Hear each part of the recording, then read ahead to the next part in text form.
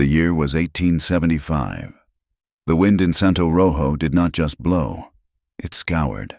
It carried the red dust of the Arizona Territory off the mesas and threw it against the raw lumber of the buildings, stinging the skin and settling in the lungs of every resident. Santo Rojo was a town balanced on a knife edge, smelling of copper dust, stale whiskey, and the sharp, anxious sweat of men betting on a future that was not theirs to claim. When Sage Whitaker stepped off the stagecoach 2 weeks earlier, clutching the heavy case that supposedly held her sewing machine, Sheriff Pike had watched her. Every man in Santo Rojo watched her. Women were scarce.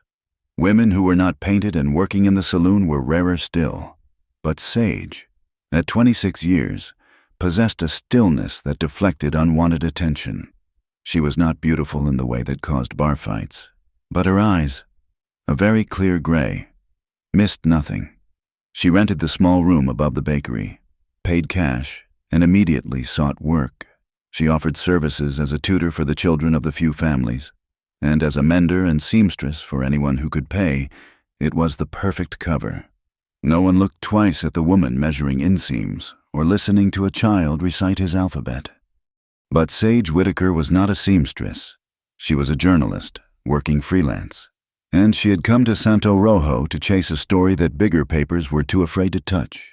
The story was land theft, organized and brutal. The power in the town was a three-legged stool. The seat was Judge Mercer. He was the law, the owner of the saloon, and the primary investor in the copper mine that was rumored to reopen. His word was absolute. The first leg was Sheriff Pike, a man whose badge was merely a license for Mercer's greed. The second leg was Boone Reddick, a hired gun who ran a team of security men, enforcing Mercer's claims and keeping the miners and settlers in line. The third leg was new, and far more dangerous, two quiet men in clean suits who had arrived by private coach. They were the railroad agents, the Pinkerton types, and they represented the money from back east. Their plan was simple. The railroad needed to come through.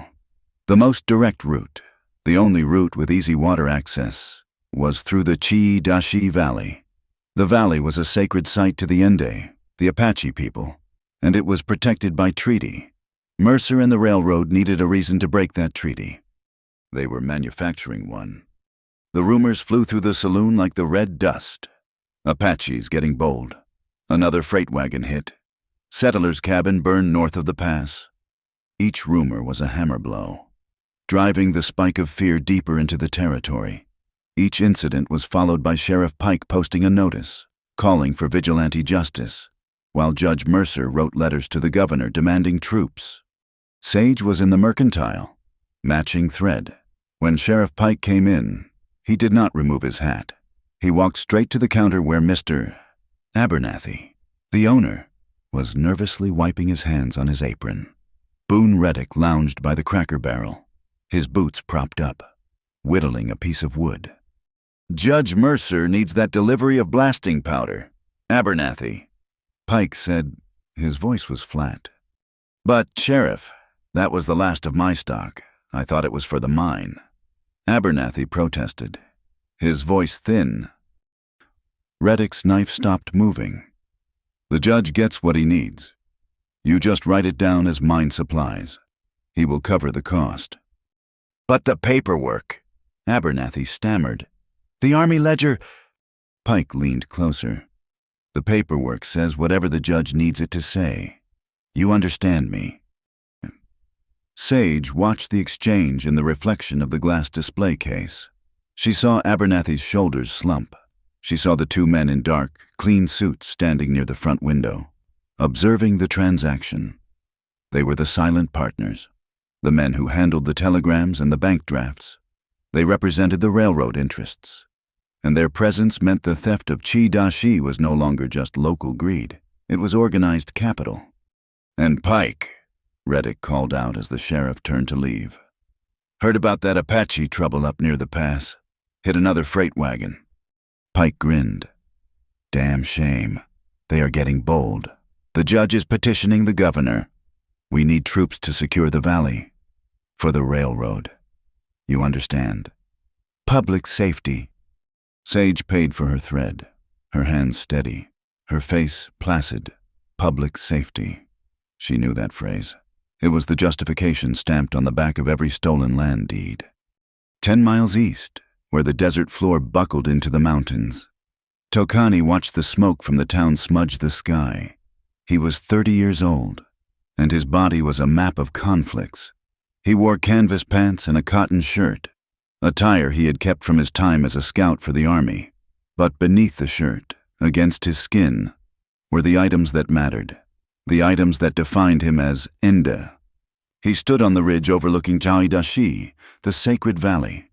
His people were hidden deeper in the canyons, in places the white men could not find. But this valley was their church, their history, their market, and their farm. Tokani despised the town, but he despised his own memory more. He had worn the blue coat. He had been a scout.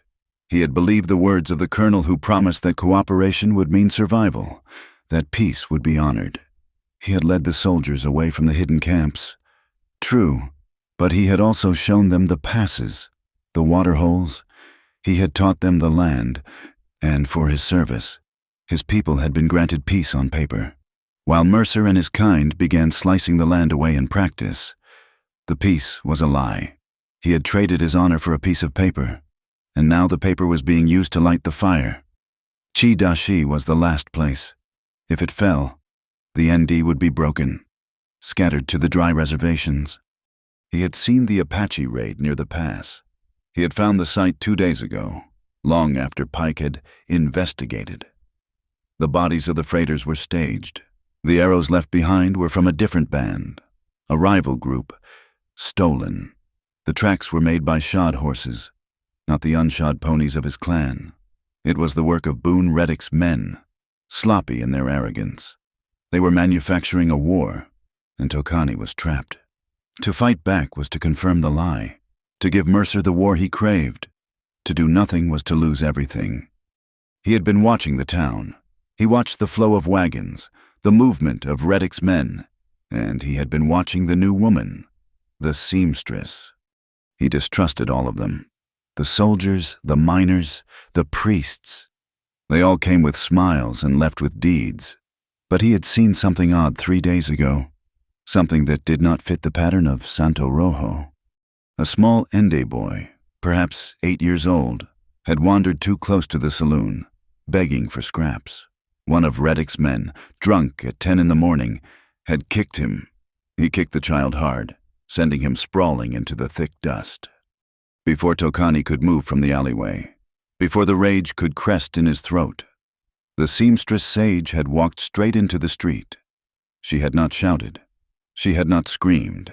She had simply stood between the gunman and the boy. "He is hungry," she had said, her voice clear and low. Reddick's man had spit. "Get out of the way, lady, before you get dirt on that pretty dress. That is a redskin brat." Sage had not moved. She held out a small loaf of bread she had just bought from the bakery. She looked at the gunman, her gray eyes level and cold. The man, surprised by her absolute lack of fear, had hesitated. The standoff lasted a full 10 seconds. Then the man grunted, called her a name that stained the air, and turned back into the saloon. Sage had knelt. She checked the boy for broken bones, her hands quick and sure. She wiped the blood from his face with her own clean handkerchief. She handed him the bread and a small canteen of water from her bag. She pointed him toward the hills. "Go," she whispered in a voice Tokani could barely hear. "Do not come back here. It is not safe." The boy had fled. Sage had stood up, watching him go, her posture rigid. She left the bloodied handkerchief in the dust, a small square of white against the red earth. Tokani had watched her walk away. He had seen her later that night, sitting at the window of her room above the bakery. She was not sewing. She was writing. He could see her silhouette against the lamplight. She wrote with a frantic, furious energy. He recognized that look. It was the look of someone choking on a truth they could not speak. It was the look of someone cataloging sins. It was a look he knew from his own mirror. She was not what she seemed. back in that small room. Sage finished her notations for the day. The smell of baking bread from below was a strange comfort, a reminder of a normal world that did not exist here. She pulled the loose floorboard beneath her cot. The sewing machine case was a clever fake, its insides modified to hold her true tools. She unpinned the maps from the inside of her corset, where they had crackled against her ribs all day. She smoothed the ledger page she had paid a drunk clerk $5 for.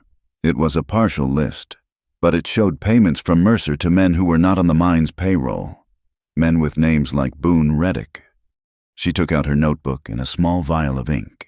She wrote, not with the flowing script of a tutor, but the sharp, coded abbreviations of a journalist. She documented the conspiracy, the stolen powder, the false reports, the two silent men in suits, the conversation in the mercantile. She knew she was being watched. She had felt their eyes on her since the day she arrived. The town was small, and a woman alone was an anomaly. A woman alone who asked quiet questions about freight routes was a threat. She heard it, the faint creak of the floorboard in the hall outside her door. Sage froze. Her heart hammered against her ribs. She did not stop writing. She did not blow out the lamp. She simply reached for the heavy iron shears on her sewing table, the ones she used for cutting canvas. She placed them silently within easy reach. Let them listen. The truth had to be written down, even if it was buried with her. The breathing outside the door was shallow. Then, the slow scrape of a boot moving away. The air in Santo Rojo was changing. The week of dry, baking heat was breaking. The sky to the east, over Chi Dashi, was turning a deep, bruised purple. It was the middle of the afternoon, but the light was fading, turning a sickly yellow. A low rumble vibrated through the floorboards of Sage's room. She looked out the window. The townspeople were looking up, securing shutters, moving horses into cover. Tokani, on his ridge, felt the wind shift. It turned cold, carrying the scent of ozone and wet creosote. He pulled his blanket tighter. This was not a gentle rain. This was a summer monsoon, the kind that turned dry arroyos into raging rivers in minutes. The tension that had held Santo Rojo in its grip for weeks was now mirrored in the sky. The first jagged fork of lightning split the clouds, illuminating the valley in a flash of ghostly white. The thunder that followed was not a rumble. It was a crack, sharp and violent, like a rifle shot, like a rope snapping. The sky was loading its weapon. The air was tight. Everything was waiting. The wind held its breath, and the town, the valley, and the people caught between them were about to break. The storm broke just after 2 in the morning. It was not a cleansing rain. It was a deluge of violence. Thunder cannonaded off the canyon walls, and the single street of Santo Rojo turned into a river of red mud. By dawn, the world was scoured, cold, and unnervingly quiet. It was the hammering that woke Sage. She rose from her cot, the air in her small room frigid. She moved to the window, rubbing the condensation from the glass. Down in the square, in the center of the mud pit, the street had become... Sheriff Pike was directing 2 men. They were erecting a structure. It was made of new, pale wood, raw against the dark, soaked buildings, a gallows. Sage dressed quickly, her fingers numb. She bypassed her corset, pulling on her heaviest wool skirt and a plain shirt. She grabbed her cloak and hurried down the bakery's back stairs, emerging into the biting air. A crowd was already gathering, drawn by the grim novelty. They were miners, prospectors, and saloon men, their faces gray in the weak light. Judge Mercer had opened the saloon doors 2 hours early, providing free whiskey to cut the morning chill. The mood was ugly, excited. "Who is it, Sheriff?" someone yelled. Pike spat a stream of tobacco into the mud. He looked pleased with his work. "Got one of them Apache raiders, the one who hit the freight wagon. Caught him red-handed." A ragged cheer went up. Boone Reddick and 3 of his men were already there, leaning against the saloon porch, rifles held loosely. They were the masters of ceremony, Sage felt a cold sickness in her stomach. She pushed her way closer to the front, just as Pike and a deputy dragged the prisoner from the jail. The man was hooded, his hands bound behind him. He stumbled, his legs clearly broken or beaten badly. They hauled him up the 3 steps to the platform and threw him against the upright. "Let us see him!" shouted a voice. Pike, enjoying the show, yanked the burlap hood off the prisoner's head. Sage's breath caught in her throat. Her blood turned to ice. It was not an Apache. The man's skin was pale beneath a mask of dried blood and dirt. His hair was a matted red. It was Silas Croft, a nervous young clerk from the mine office. He was the man who, terrified for his soul and paid $20, had slipped Sage the copies of the mine's blasting powder manifests and the false payroll receipts. He was her contact, her only inside source. His eyes, swollen and bruised, found her in the crowd. They were not the eyes of a road agent. They were the eyes of a terrified rabbit. He had been swapped. Mercer was cleaning house. "This here is the Apache killer," Pike bellowed, reading from a piece of paper. "Found guilty of theft, murder, and conspiring against the good people of this territory. His sentence is to be carried out immediate." The crowd roared its approval. Justice in Santo Rojo was fast as a rope.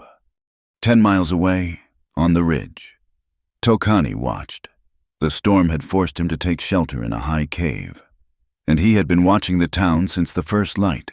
He saw the gallows. He saw the crowd. He watched them drag the white man onto the platform. He despised them all.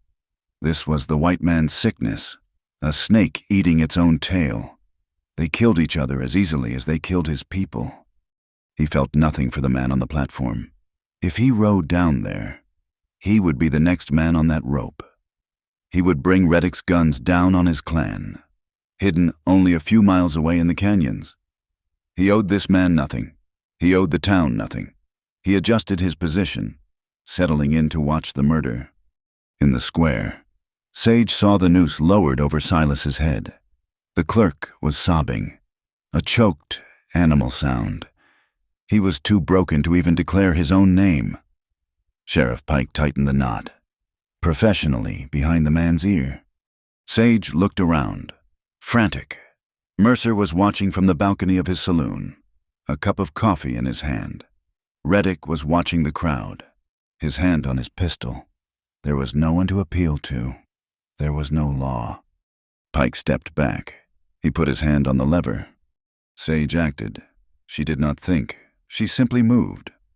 She burst from the crowd, scrambling through the mud. A deputy grabbed for her. "Ma'am, stay back." She shoved him, using her weight, and scrambled onto the raw wood of the platform. The crowd went silent, stunned by the interruption. Silas looked at her, his eyes wide with a terrible, misplaced hope. Sage did the only thing she could. She used the only currency the town understood. She threw her arms around the condemned man, clinging to his ruined, filthy shirt. "He is my husband," she screamed, her voice breaking the silence, raw and desperate. "He is Silas Whitaker. He is not Apache. You have the wrong man. We were married in secret." A collective gasp went through the crowd. This was not the show they had been promised. Sheriff Pike froze, his hand on the lever. "What in damnation?" Judge Mercer's coffee cup smashed on the balcony rail. "He is a clerk," Sage cried, turning her face to the shocked townspeople. "He works for the mine. He is not a killer. You are murdering an innocent man." Boone Reddick reacted first. He did not care about the truth. He cared about the interruption of his authority. He drew his pistol and fired a single shot into the air. "Get her off him," Reddick roared at his men. "Hang the man." One of Reddick's men raised his rifle, aiming it at the platform, at the woman clinging to the prisoner. From the ridge, Tokani saw it all. He had watched the woman burst from the crowd. The seamstress, the woman who had saved the Ende child. He had seen her stand down Reddick's man with nothing but a loaf of bread. Now he saw her stand down the entire town with nothing but a lie. He saw Reddick's man take aim. His hesitation did not just break, it shattered. He could not let them murder her for that. He kicked his horse, a lean Mustang, into a dead run down the rocky slope. He hit the edge of town like a thunderbolt. The crowd, focused on the gallows, did not see him until he was in the square. The horse scattered men like chickens. Tokani did not aim at anyone. He fired his rifle twice into the sky. The flat crack of the shots, so different from Reddick's pistol, echoed off the buildings. "Apache!" someone shrieked, and the square dissolved into pure panic. Tokani's horse reared at the base of the gallows. In one fluid motion, he was on the platform. Sage stared at him, her face white, her eyes wide with shock. He shoved her back, putting himself between her and Reddick's men. Pike drew his pistol. Tokani did not even look at him. His knife was in his hand. It flashed once, twice. The rope holding Silas's hands fell away. The heavy noose fell into the mud. "Go!" Tokani yelled at the stunned clerk, shoving him off the back of the platform. Silas scrambled into the alley and disappeared. The town erupted in gunfire. Bullets tore splinters from the gallows. Reddick's men were shooting. Pike was shooting. Drunken miners were shooting at the sky, at the buildings, at the man who had ruined their party. Tokani turned back to Sage. She was frozen, still on the platform, the center of a storm of lead. He leaned down from the saddle, his arm outstretched. "Come," he commanded. She did not hesitate. She grabbed his arm. He hauled her up, pulling her across his lap, sitting her in front of him against the horse's neck. He kicked the Mustang hard. The horse leaped from the platform, landing in the deep mud. Tokani did not take the main street. He spun the horse and aimed for the narrow, dark gap between the mine office and the smithy. Bullets snapped the air around them. A piece of the assayer's sign exploded next to Sage's head. She cried out, burying her face against his shoulder. He held her tight, kicking the horse faster. They plunged into the alley. Hooves slipped on the wet rock and refused, but the horse found its footing. They burst out the other side, past the towering slag heaps of the mine, and into the gray morning mist that clung to the pinyon pine forest. In less than a minute, they were gone. Back in the square, the shooting slowly died down. The crowd stood dazed, smelling the sulfur and the whiskey on the air.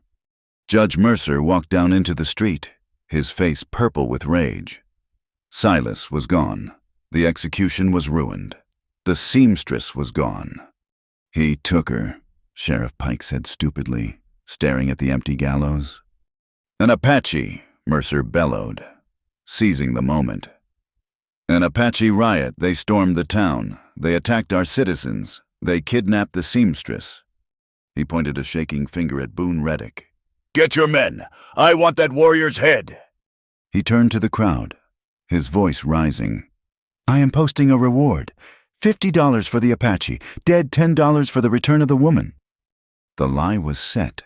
The match had been struck, and the town, fueled by Mercer's greed, was now a torch. The war for Chi-Dashi had begun.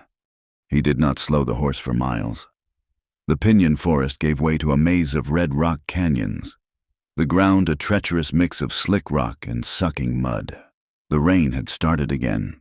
Not the violent deluge of the night before, but a cold, persistent drizzle that chilled Sage to her bones. She was pressed against him, her face against the rough wool of his shirt, her arms wrapped around his waist out of sheer necessity. She could feel the hard muscle of his back, the heat of his body, and the steady thud of his heart.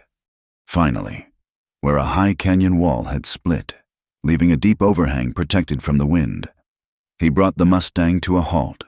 He slid off the horse first, landing silently despite the rocky ground. He reached up for her. His hands were rough, impersonal. They spanned her waist and lifted her down as if she weighed nothing. Her legs buckled.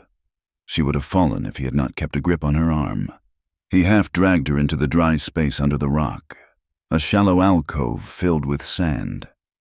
He left her there and went back to the horse, tying its reins to a stunted juniper that grew from a crack in the stone. He began rubbing the animal down with handfuls of dry grass. his movements economical and swift.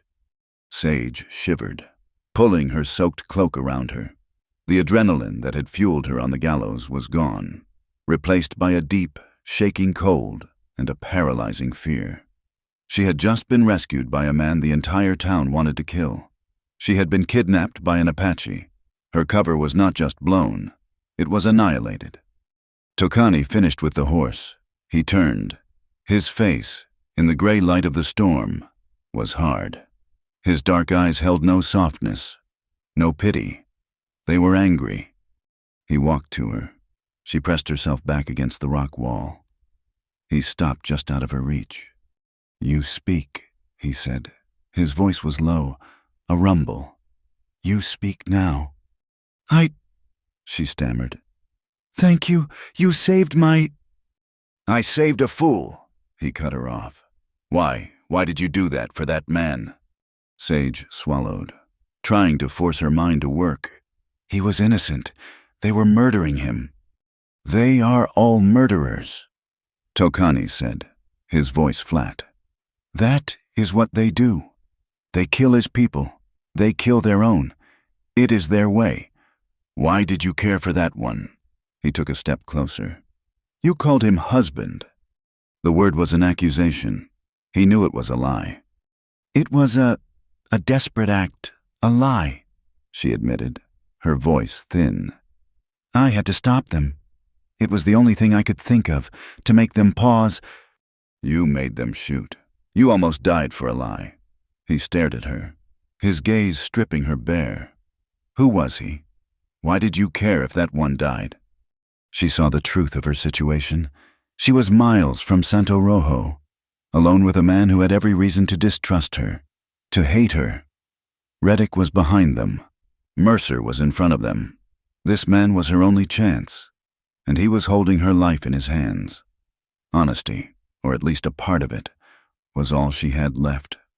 "He was my source," she said.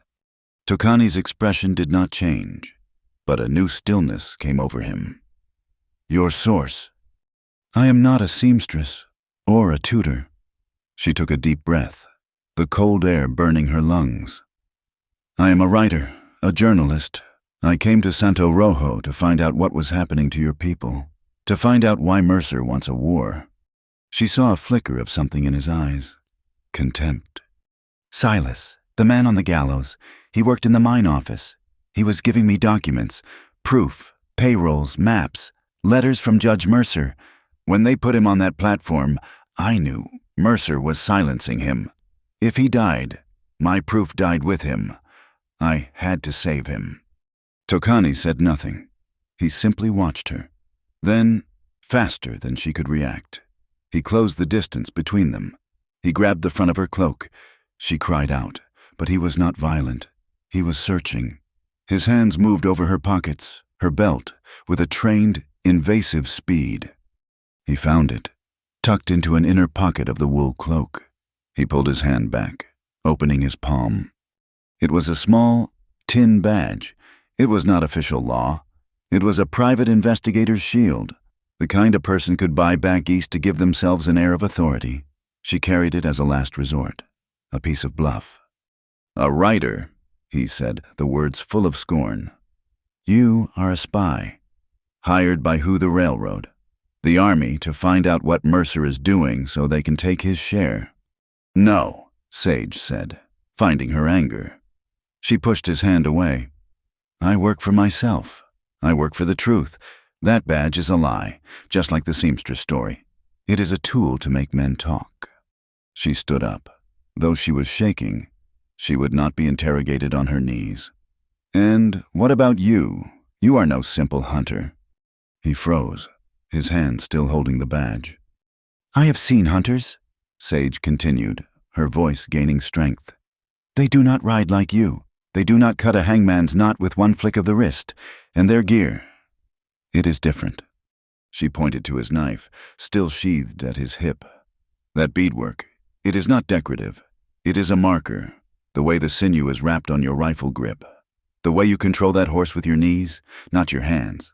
Those are the signs of an Apache warrior, not a man who hunts deer for the army post." A dangerous silence filled the alcove.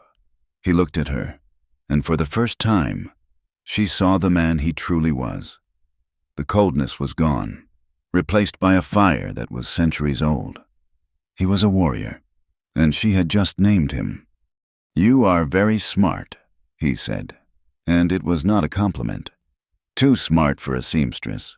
Too smart for a town like Santo Rojo. You see things. You should not have seen those things." He tossed the badge onto the sand at her feet. "Your truth just got you into a war."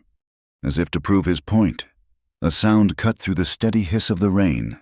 It was distant, but clear. A shod horse slipping on wet rock. A low curse. Tokani's head snapped toward the mouth of the alcove. He pushed Sage flat against the rock wall, his hand over her mouth. "Do not breathe," he whispered, his body shielding hers. He drew his knife. They waited. The sound of the riders grew closer. Coming up the canyon, they were on the trail below the overhang. Sage could hear the creak of wet leather, the jingle of a spur. "I lost the trail in this damn wash," a voice growled. It was Boone Reddick. He could be anywhere in these hills. "The judge wants him. Boone," another voice said. "And the woman." "The woman does not matter. The Apache does. Spread out. Check the ridges. He is on foot or his horse is blown. We will find him." The sounds moved on, fading up the canyon. Tokani did not move for a full 5 minutes. Sage felt his heart beating against her back. Finally, slowly, he took his hand from her mouth. He stepped away from her. The moment of shared danger was over, but the tension remained. "They will find you," he said. "They will track you down. And when they do, you will tell them where you saw me. You will lead them to my people." "I would not," she said. "You would," he replied. "Absolute. You would talk to save your life. Everyone talks." He looked out at the gray, dripping world. He was trapped. He could not leave her. He could not kill her. And she had information. "You have maps," he stated. "Yes," Sage said. "I have maps of the railroad survey. And the mine shafts. I have Mercer's plans." She did not tell him they were back in her room, under the floorboard. She hoped he would assume she carried them. He turned back to her. "They are hunting me now, because of you. My clan is in those mountains. Your Mr. Mercer is using his own maps to steal our land, to bring the soldiers. You have new maps." A new calculation was happening in his eyes. "I will not kill you. I will not let them catch you. Not yet." He laid out the terms, flat and cold. 3 days. You give me your maps. You tell me everything you know about Mercer's plan, about the men in suits. In exchange, I will lead you through the ND trails, around Reddick's patrols. I will get you clear of this territory. After 3 days, we part. You are on your own." "And the story?" Sage asked. "The proof against Mercer?" "I do not care about your story," Tokani said. "I care about my land. I care about the smoke I saw yesterday. I care about the guns you have brought down on us." It was not a request. It was a command.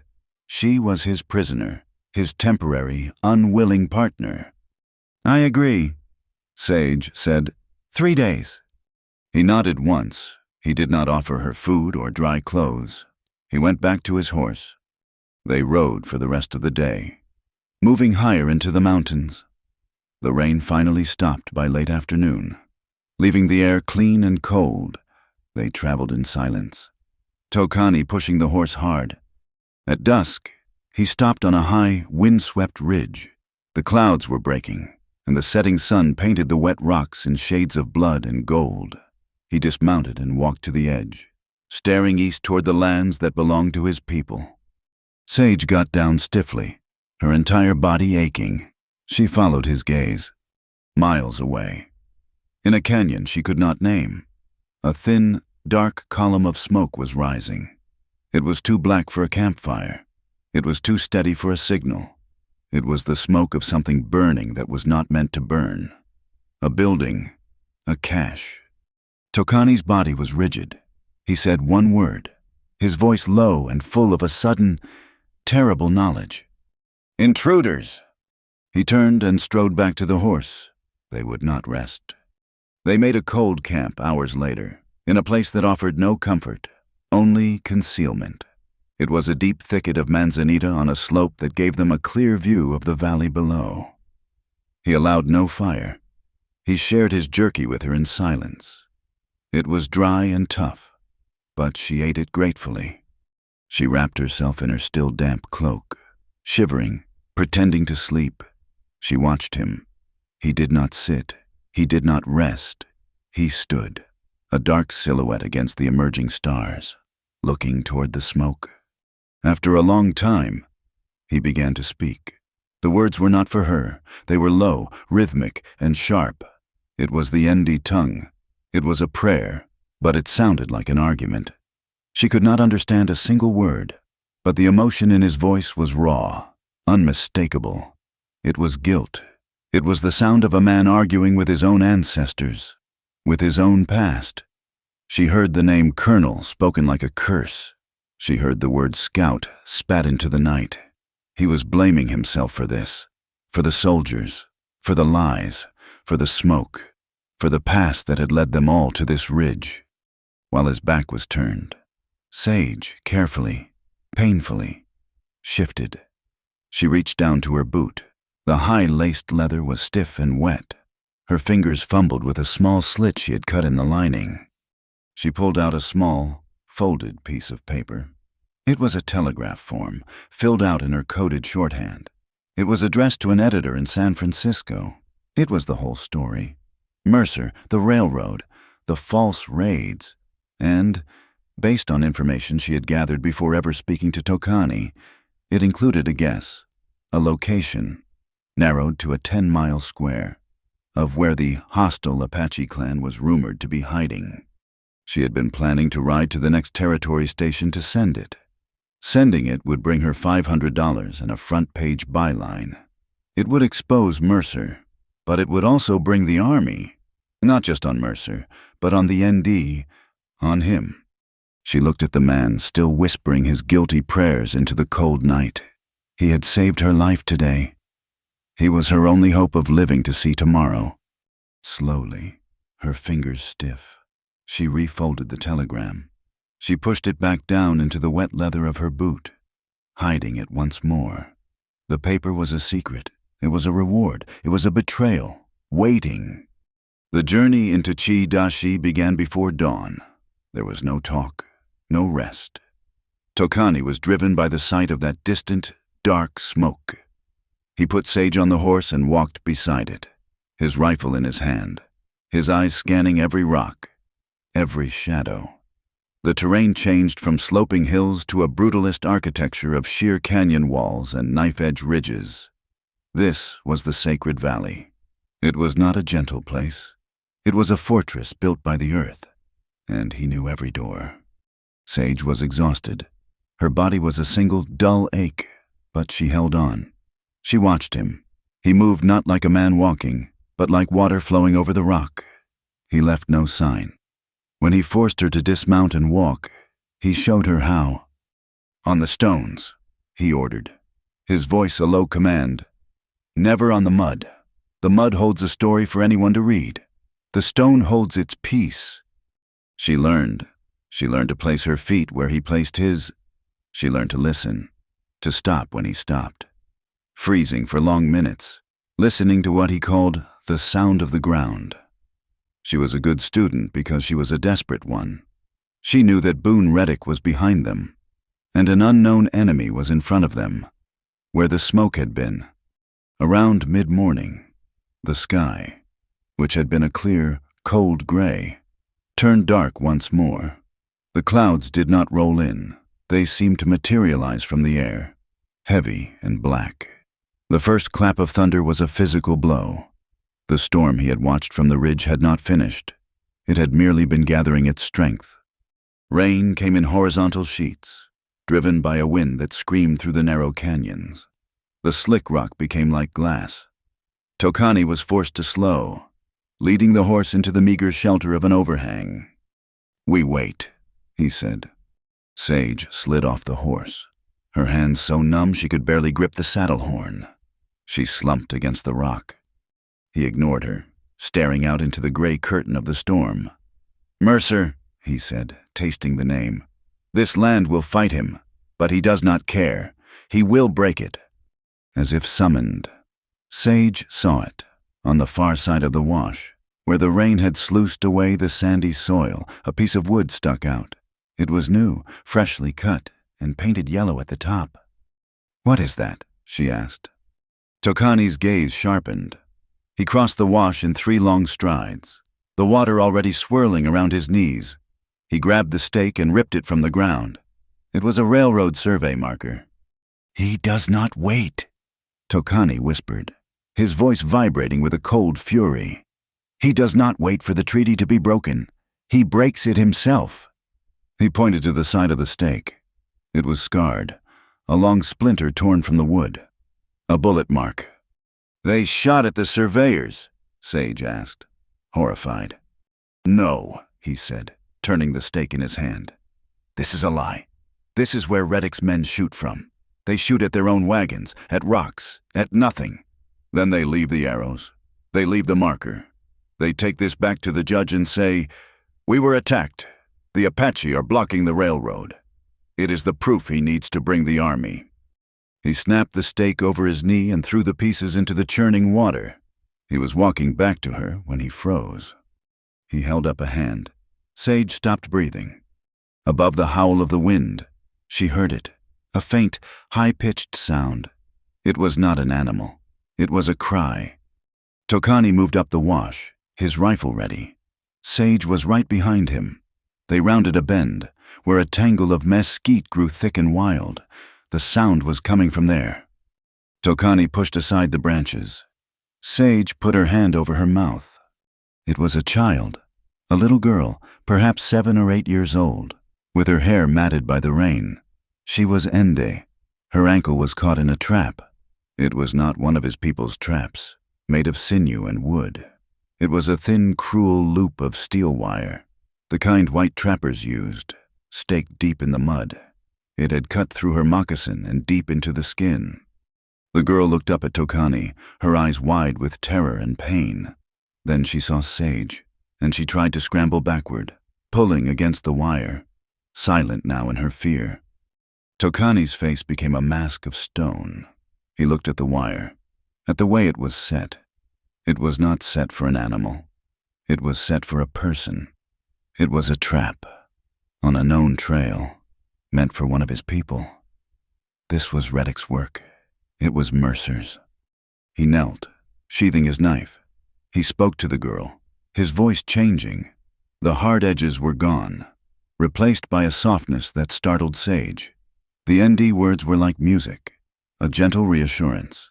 He held out his hands, palms up. The girl stopped pulling. He worked on the wire, but his thick fingers struggled with the tight, wet knot of the slip loop. "Let me," Sage said, dropping to her knees beside him. He looked at her, his eyes suspicious. "I have small hands," she said. She did not wait for permission. She pushed her numb fingers into the mud, finding the mechanism of the trap. The wire was biting into the girl's flesh, and Sage had to be gentle, working the loop open, millimeter by millimeter. The girl whimpered, but Tokani kept speaking, his voice a steady, calming rhythm. Finally, the wire sprang loose. Sage pulled it away from the bloody ankle. Tokani did not pause. He scooped the girl up. She was light, her small body shivering violently. He wrapped her in his own dry blanket, holding her close to his chest. "I must take her home," he said, his voice hard again. He was speaking to Sage. "The camp is near." "The wound," Sage said. "It is deep. The wire was dirty. It will fester." "We have medicine," he said curtly. "Not for this," Sage replied. She reached inside her cloak to the small sewing kit she kept in an inner pocket. But this time, she pulled out something else. A small oilcloth packet. She unrolled it. Inside were not needles for thread, but surgical needles, a small bottle of carbolic, and several clean linen bandages. Tokani stared at the kit. "Who are you?" he breathed. "I told you, a writer." She took the girl's foot gently. "Please hold her still. This will hurt." She cleaned the wound with the rain and the carbolic. The girl cried out, a sharp gasp, and buried her face in Tokani's shirt. Sage worked quickly, her hands sure. The skills were rusty, but they were there. She had done this before, in tents that smelled of canvas and death, far from here. She bandaged the wound tightly, expertly. "It will hold," she said, tying off the linen. Tokani looked from the professional bandage to Sage's face. He was trapped. The girl was proof that his camp was compromised. He had to get back, now. But this woman, this white woman who carried a surgeon's kit and lied with every breath. She was a danger, and yet she had saved his source. And now she had saved this child, and he had promised her 3 days. He made his choice. It was a choice born of desperation. He needed the maps she carried. He needed her knowledge of Mercer's men. He could not leave her here for Reddick to find. "You will come," he said. "You will not speak unless I speak to you. You will look at no one. You will touch nothing. You are my shadow, or you are dead. Do you understand?" "I understand," Sage said. He put the girl on the horse and climbed up behind her, settling her in front of him. He looked down at Sage. "Walk." They climbed. The storm was passing now. Moving east, they ascended a steep, rocky ridge. Tokani pushed them, his face grim. He was worried, scanning the high rocks above them. He was exposed. The shot came from above. It was a sharp crack, and the bullet screamed off the rock just inches from Sage's head. "Down," Tokani roared. He threw himself from the horse, pulling the girl with him, rolling behind a jumble of boulders. Sage flattened herself against the ground, her heart trying to escape her chest. Another shot. It struck the rock where Tokani had been. A sniper. "Stay with the girl," he yelled. He was gone, moving to his left, using the boulders as cover, his rifle in his hand. Sage pressed herself against the shivering child. "It is all right," she whispered, the lie hollow in her own ears. She heard the sniper's rifle fire again, the shot aimed at where Tokani had disappeared. Then, silence. Only the wind. A full minute passed. Then, a single shot, Tokani's rifle. It sounded final. It was followed by a crash, as a man and a rifle tumbled from a high perch, landing on a ledge 20 yards away. Tokani emerged from the rocks, moving quickly. He was alive. Sage let out a breath she did not know she was holding. He went to the body. It was one of Reddick's men, a man she had seen in the saloon. Tokani kicked the rifle away. The man's eyes were open, his face a mask of surprise. As Tokani turned to come back, he stumbled. "You are hit," Sage said, moving toward him. "It is nothing," he said, waving her off. "A graze." But it was not nothing. His shirt was dark with blood, a long tear along his ribs. He was pressing his hand to it. As he reached her, he held something out. It was a small, leather-bound book, taken from the sniper's pocket. "More of your proof," he said, his voice strained. Sage opened it. It was a ledger. It listed names, dates, and payments. $5 for the wagon burn, $10 for the Apache arrows, $1 for wire. And on the first page, pressed into the leather, was the embossed seal of Judge Mercer. It was the link, the final piece. "We have him," she whispered. "We have to move," Tokani said. He was pale. "You are bleeding. Sit," she commanded. "I am—" "Sit." Her voice was sharp. Not a seamstress, not a writer. It was the voice of a nurse in a field hospital. He sat, surprised by her tone. He leaned against the rock, his breath hissing. She ripped open his shirt. The bullet had torn a long, shallow furrow across his side. It was bleeding badly. "This is more than a graze," she said. She went for her oilcloth packet. "No, we must go." "You will go," she said, pulling out her needle and the gut thread.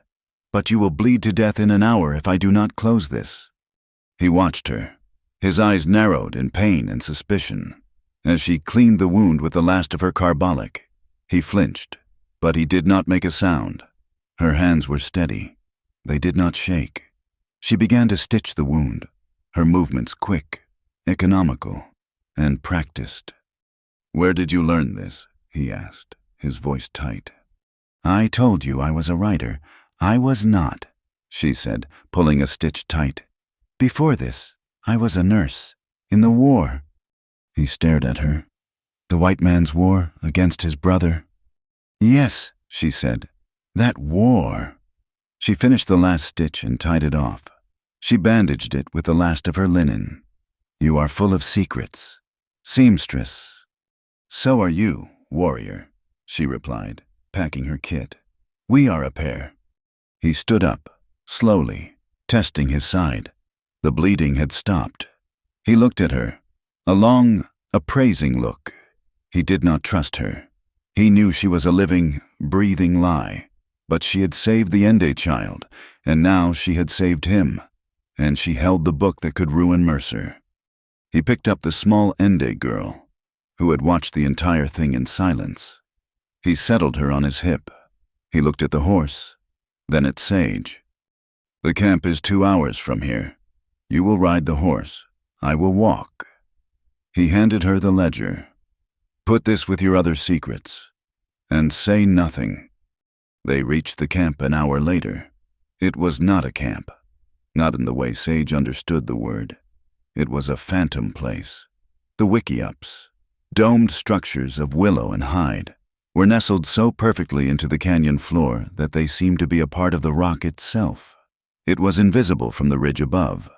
Smoke, thin and white, was vented through fissures in the rock, disappearing into the air. As Tokani walked into the small, hidden clearing, leading the horse, a silence fell. Women who had been grinding corn stopped. Old men sitting in the sun stiffened. Their eyes went from Tokani to the blood on his shirt, to the child he carried, and finally, to Sage. The hostility was a physical thing, a wall of silence and suspicion. A woman cried out and ran forward. She tore the small, sleeping girl from Tokani's arms, burying her face in the child's hair, checking her limbs, whispering her name. "Ino, Ino." She looked at the clean, white bandage on her daughter's ankle, then up at Sage, her face a mask of confusion, gratitude, and deep, primal fear. An old man approached. He was tall, though bent with age, and his face was a map of the land around them. He moved with a slow, deliberate grace. This was Elder Naichi. He looked at the girl, then at Tokani's side. "You bring a storm with you, my son," he said, his voice like gravel. The storm was already here. Tokani replied, his voice tight with pain. He slid from the horse. A young woman, who shared Tokani's high cheekbones and intense eyes, rushed to his side, catching him as he swayed. This was Nara, his sister. She saw the stitches, the fresh blood that had soaked the bandage. "Who did this?" she demanded, looking at Sage with pure venom. "She did this. She saved me," Tokani said, cutting her off. "And she saved Ino. The wire trap was Reddick's. The sniper was Reddick's. She killed the sniper. She is an ally." The word hung in the air, tasting strange and wrong. Naichi looked at Sage. He examined the stitches on Tokani's side, his old eyes missing nothing. "The work is strong, but she is white. She is from the town of Liars." "I am," Sage said, her voice clear. She would not be spoken about as if she were not there. "But I am here to destroy the man who set that trap. Judge Mercer. Nara and Naichi exchanged a look. Take him inside, Naichi ordered. They brought Tokani into his family's wickiup. Nara laid him on a bed of soft furs, his face pale and slick with sweat. Sage was left standing in the center of the dwelling, an outcast. The smoke, Tokani said, ignoring his sister's hands. The smoke we saw from the ridge. Naiche's face hardened. It was the south field, our ceremonial corn, the seed for next year. Reddick and his men. They burned it all. They shot 3 of our ponies and left them. Nara picked up the story, her voice shaking with rage. A runner came from the agency an hour ago. Mercer is using the fire. He has sent a telegram to Fort Grant. He claims we set the fire, that we are on the warpath. He is demanding soldiers. He is calling it an uprising. The trap was sprung. Mercer had created his own war, and now he was calling in the United States Army to finish it. They were caught. If they fought, they proved Mercer right. If they ran, they lost their sacred land. Sage stepped forward. The ledger book was still in her hand. He is not just calling for soldiers, she said, her voice low and urgent. He is planning on them. He needs them. Nara looked at her.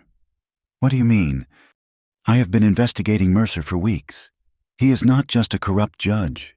He is a partner. The railroad, the 2 men in suits, they are his partners. He is reopening the San Gabriel mine. He needs the railroad to move his copper. The railroad needs the valley. She laid the ledger on the blanket. This is Boone Reddick's paybook. It lists the wire trap. It lists the wagon burn. It links him to Mercer. But it is not enough. What is enough? Naichi asked.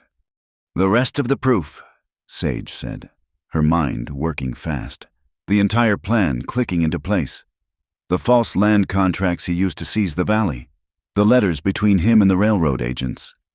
And she looked at Tokani. The maps. He has a stockpile of blasting powder in that mine. He is not just going to ask for the valley. He is going to take it. He will use the soldiers as his shield and the dynamite as his weapon. A terrible silence filled the wickiup. We cannot stop the army, Tokani breathed, the truth of it settling on him. No, Sage said. We cannot, but we can stop Mercer. We can show the army who the real criminal is. If we can get those papers, if we can show the army commander that Mercer manufactured this entire uprising, they will have to arrest him, not you. Tokani saw it. It was a desperate, thin chance, but it was the only one.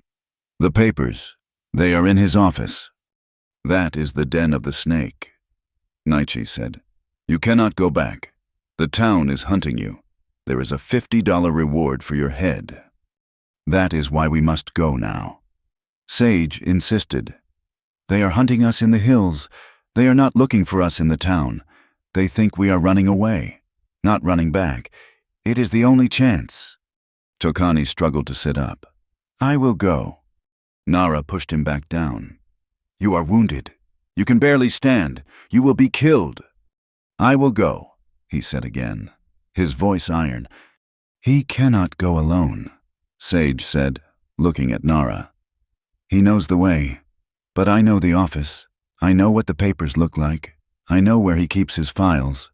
I have to go with him. Nara stared at Sage, her mind torn. This woman, this outsider, was asking to go back into the fire. You were rescued, Nara said, her voice sharp. Why would you return to save us? I do not believe you.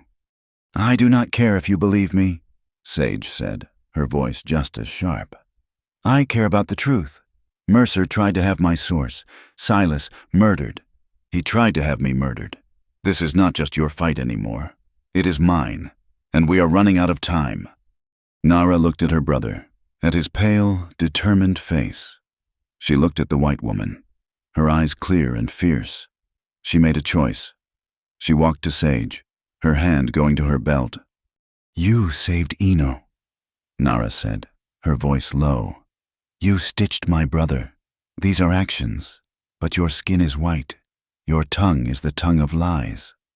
"My word is all I have," Sage said, meeting her gaze. "And I give it to you. I will not betray your clan." Nara pulled a long, supple strap of braided leather from her belt. It was beautifully beaded, but thick and strong. "This is a tie," she said. "It holds the water skin. It holds life. I give it to you as a sign of temporary trust." She held Sage's gaze, her own unflinching. "If you betray us, my brother will use this tie to end your life. If you are true, it will keep you safe." Sage took the leather braid. It was warm from Nara's body. "I understand." She looped it through her own belt, letting it hang at her side. A promise and a threat. The storm, which had held its breath, returned as dusk fell. It was a blessing. Tokani and Sage rode from the hidden camp, this time on 2 horses. Tokani moved stiffly, his face a mask of pain, but he was upright in the saddle. They rode hard, avoiding every known trail, using the high, rocky game paths that only the Ende knew. The rain was a cold, driving sheet by the time they reached the outskirts of Santo Rojo. The town was a smear of muddy light, but it was loud. A bell was ringing, cutting through the storm. "The church," Tokani said, his voice a low grunt. "It is a feast day. Saint something. The priest is holding a festival. There is free food. The saloon is full. It is good cover." They left the horses in the rocks above the mine slag heaps and slid down into the town on foot. They were shadows, moving in the river of mud that was the alley. The festival had drawn most of the town to the church at one end of the street. The saloon, at the other, was packed with Reddick's men, celebrating the $50 bounty. Mercer's real office, the county clerk and records office, was attached to the saloon by a covered walkway, but its front door faced the empty, muddy square. Tokani checked the alley. It was clear. He did not bother with the lock. He put his shoulder to the cheap pine door and burst it open. They were inside. The room was cold, smelling of stale cigars and wet paper. "He keeps the land deeds in the vault," Sage whispered, moving past the main desk. Tokani stood guard by the shattered door, his rifle pointing into the rain. Sage knelt by the small iron safe. She ran her fingers over the dial. "It is locked. I cannot—" Tokani was beside her. He did not touch the dial. He looked at the hinges, at the frame. He raised his heavy boot and slammed it once, hard, just to the left of the handle. The old iron lock mechanism, cheap and badly made, shattered internally. He grabbed the handle and pulled the heavy door open. Sage did not waste a second. She knew the filing system. She reached past the stacks of mining claims and pulled out a thick, leather-bound ledger. "Land transfers. Chi. Dashi." She breathed. She flipped it open. Page after page of forged deeds. Dozens of X marks, all witnessed by Boone Reddick and Sheriff Pike. "This is it," she said, her voice trembling. "There is more," Tokani said. He was already at Mercer's desk. He felt along the underside and found a small catch. A hidden drawer sprang open. Inside was a rolled map.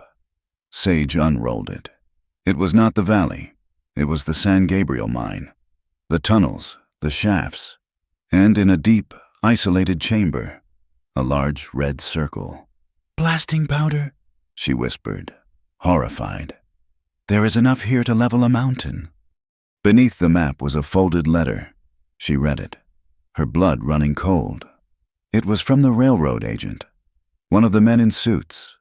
It praised Mercer for handling the native problem with such efficiency and confirmed a payment of $20,000 would be transferred once the Army secures the new route. "This is everything," Sage said, clutching the papers. "This is the proof." A boot creaked on the floorboard in the hall. Tokani moved, shoving Sage behind the heavy vault door. He flattened himself against the wall. The door from the saloon walkway swung open. It was not Pike. It was not Reddick. It was the two men in clean suits.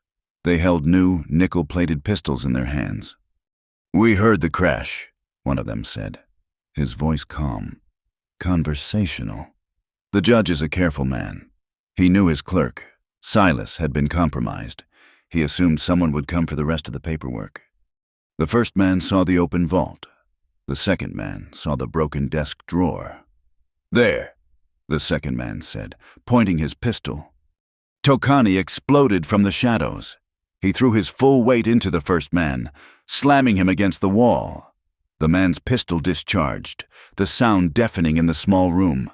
The bullet tore through the ceiling, raining plaster down. The second agent raised his gun. Tokani grabbed the heavy land ledger from Sage's hands and threw it. It struck the man in the face. "Go the attic," Tokani yelled. Seeing a small access panel in the ceiling, he shoved Sage onto the desk. She clutched the precious papers, stuffing them down the front of her dress, the steel bones of her corset holding them flat against her ribs. The first agent recovered. Bringing his pistol down, Tokani tackled him at the knees. They crashed to the floor, wrestling for the gun. Sage pushed the panel open and pulled herself into the black, dusty attic. She looked down. Tokani was fighting both men. He was wounded, bleeding, his strength failing. The second agent had him in a headlock, and the first was raising his pistol for a clear shot to the head. "Go!" Tokani choked out. Sage looked around. Frantic, she saw the roof. She kicked a loose wooden shingle. It slid free, revealing the gray, rainy night. She kicked another. The hole was just large. She heard a gunshot from below. Tokani roared in pain and fury. She pushed her body through the hole, scraping her skin raw, and landed on the steep, wet shingles of the saloon's roof. A moment later, Tokani scrambled out of the hole after her. His arm was bleeding. A fresh graze. "He missed!" he gasped. Shouts erupted from the office. The two agents were right behind them, climbing onto the roof. "This way!" Tokani shouted, pulling her toward the back of the building. The roof was treacherous, slick with rain and mud. They were running along the peak. A shot rang out. A shingle next to Tokani's foot exploded. He slipped. The sudden jolt tore his stitched side open. A sharp, agonizing cry was ripped from his throat. He lost his footing, his hands grasping at the wet air. He slid down the steep pitch of the roof. Sage screamed, lunging for him, but her fingers grazed his shirt. He tumbled off the edge and disappeared. Tokani. She scrambled to the edge, ignoring the men shouting behind her, and looked down. It was a 12-foot drop into the pitch-black alley, but he had not hit the ground. An old, abandoned stone well, covered by a rotting wooden lid, was built against the saloon wall. He had crashed onto the lid, his legs dangling in the blackness. The wood was splintering under his weight. One of the agents appeared at the roof's peak, taking careful aim. Sage did not think. She had Tokani's rifle, which he had shoved at her. She raised it, firing once, twice, at the dark shape. The shots were wild, but they drove the man back. "Tokani!" she screamed. The well lid groaned. A sharp crack of splitting wood. He was clutching his side, his face a white smear in the darkness. He could not get a purchase on the wet, failing wood. "My hand!" Sage yelled. She lay flat on the roof, the shingles biting into her, and stretched her arm down. "Grab my hand." He was too far. The agent on the roof fired again. The bullet whined past her ear. "The braid," Tokani gasped, his voice thin. Sage looked at her belt. Nara's leather braid. She tore it free. She leaned out, her heart hammering, and dropped one end. "Catch it." It dangled, swinging. He lunged, grabbing the end with his one good hand. The well lid gave way. A loud crash echoed from the alley as the wood vanished into the darkness. Tokani's full weight snapped onto the braid. The force jerked Sage forward, slamming her ribs against the sharp, gutterless edge of the roof. Pain exploded in her chest, but she held on. Her arm felt like it was being torn from its socket. The papers, held fast by her corset, dug into her skin. He was dangling over the black hole, held only by her grip and the thin leather strap. "Climb," she grunted. "I cannot," he gasped. The agent was moving, getting a better angle. "Sage!" Tokani yelled, his voice desperate. "Let go, run! Take the papers! They are all that matters!" "I will not!" she screamed back.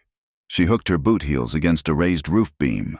Locking her legs, she pulled, not with her arm, but with her whole body.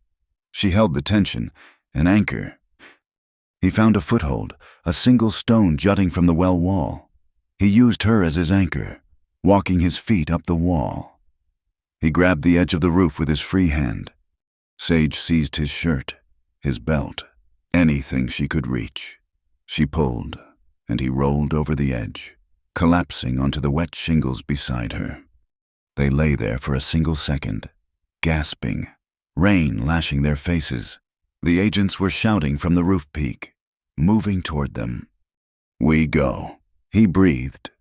He grabbed her hand. They scrambled over the opposite side of the roof, sliding down the shorter slope, and dropped 10 feet into the main street. They landed hard in the mud, right in the middle of the church festival crowd, who were running in panic from the sound of the gunshots. In the chaos of the storm, the ringing bell, and the panicked citizens, they were just 2 more shadows. They melted into the crowd and vanished into the night. They were alive. They had the proof, and the debt between them was now absolute. They did not stop running. They found the horses in the rocks above the town, shadows against the rainy sky. Tokani pulled himself into the saddle with a groan that he tried to stifle. Sage mounted the other horse, her hands shaking, her dress soaked and muddy. The papers, the map, the ledger, were a stiff, protective shell against her skin, held there by her own dress. They rode out of the slag heaps, taking a high, treacherous game trail that led east. They rode for hours, the storm lashing at them, the world a gray curtain of wind and water. Sage could see the dark, wet stain spreading across Tokani's side and back. The fall from the roof had torn open the stitches. He was riding slumped, his weight heavy on the saddle horn, his face the color of wet ash. "Tokani," she called out, pulling her horse alongside his. "We have to stop. You are bleeding. You will not make it." "If we stop, we die," he said, his voice a hoarse whisper. He tried to straighten, to kick his horse, but the animal was exhausted, its hooves slipping on the slick rock. A sound, faint but sharp, cut through the wail of the wind, a man's shout. Tokani went rigid. He reined his horse in, sliding from the saddle. He almost collapsed, catching himself on the rock wall of the narrow pass. Sage was off her horse in an instant, moving to his side. "How?" she whispered, her heart seizing. "How did they find us?" "The blood," he breathed, pointing to the trail behind them. Every few yards, a dark splash of his blood stained the pale rock. They had left a trail that a blind man could follow. "Reddick, he knows these hills. He knew this pass." The pass was a bottleneck. Ahead, it narrowed to a gap barely wide enough for a single horse, a natural funnel. To their left, the canyon wall fell away, a sheer, 1,000-foot drop into a roaring river, invisible in the mist below. Another shout, closer this time. "I see them up by the rock spire. They are on foot." A rifle cracked. The bullet screamed off the rock face, 10 feet above their heads, showering them with stone chips. "Get back," Tokani yelled. He shoved Sage behind a pillar of sandstone, pulling his own rifle. He tried to raise it, but his arm trembled, and he let it drop, leaning against the rock, his breath coming in ragged gasps. "Go," he ordered, his voice thin but fierce. "Take the papers. Take your horse. Go through the gap. They are following me. They will not see you go. Give the papers to Nara. It is the only way." "I am not leaving you," Sage said, her voice flat. She drew the rifle Tokani had given her. "This is not courage. It is foolishness," he hissed. The anger gave him a moment of strength. "That proof is the only thing that saves my people. Your life does not matter. My life does not matter. Only the papers. Go." Another shot. This one struck the rock pillar just inches from his shoulder. They were pinned. Sage looked at Tokani, his face slick with rain and sweat, his body failing. She looked at the trail behind them, where she could now see the dark shapes of riders, 5 of them, Boone Reddick in the lead. She looked at the sheer, terrifying drop to her left. Her hand went to her chest, to the papers. She felt the stiff, unyielding steel bones of her corset beneath her dress, the corset that had saved the papers, the corset that was still strapped to her body, heavy, bulky, shaped. An idea, born of pure, cold desperation, struck her. It was insane. It was theatrical. It was all she had. "They are looking for a woman," she said, her voice quiet. "What?" Tokani gasped. "They are looking for an Apache and a white woman." She turned her back to him. "Give me your knife." "Sage, this is madness. There is no time." "Your knife," she commanded. He pressed the hilt into her hand. She did not bother with the laces. She raised the front of her wet, mud-caked skirt, found the bottom edge of the corset, and shoved the knife beneath it. She sliced upward, cutting the laces, cutting the fabric of her own chemise. The cold steel of the knife grazed her skin. She ripped and sawed at the thing, the rain and wind masking the sound. "What are you doing?" he demanded. "Creating a diversion," she grunted. The laces snapped. The steel busks tore free. She pulled the heavy, rigid contraption out from under her dress. It was a weapon. It was armor. And now, it was a decoy. She ripped her heavy wool cloak from her shoulders. The wind hit her, and the cold was so intense it stole her breath. Her dress, now loose and shapeless, whipped around her legs. She wrapped the cloak around the corset, bundling it quickly, lurching, giving it weight and shape. It looked like a body, huddled in defeat. "Sage, no," he said, his eyes wide as he understood. She crawled on her hands and knees to the very edge of the cliff. The wind tore at her, trying to pull her into the void. Below, she could see them clearly. Reddick and his men, picking their way up the trail, not 200 yards distant. "There they are," one of them yelled, pointing directly at her.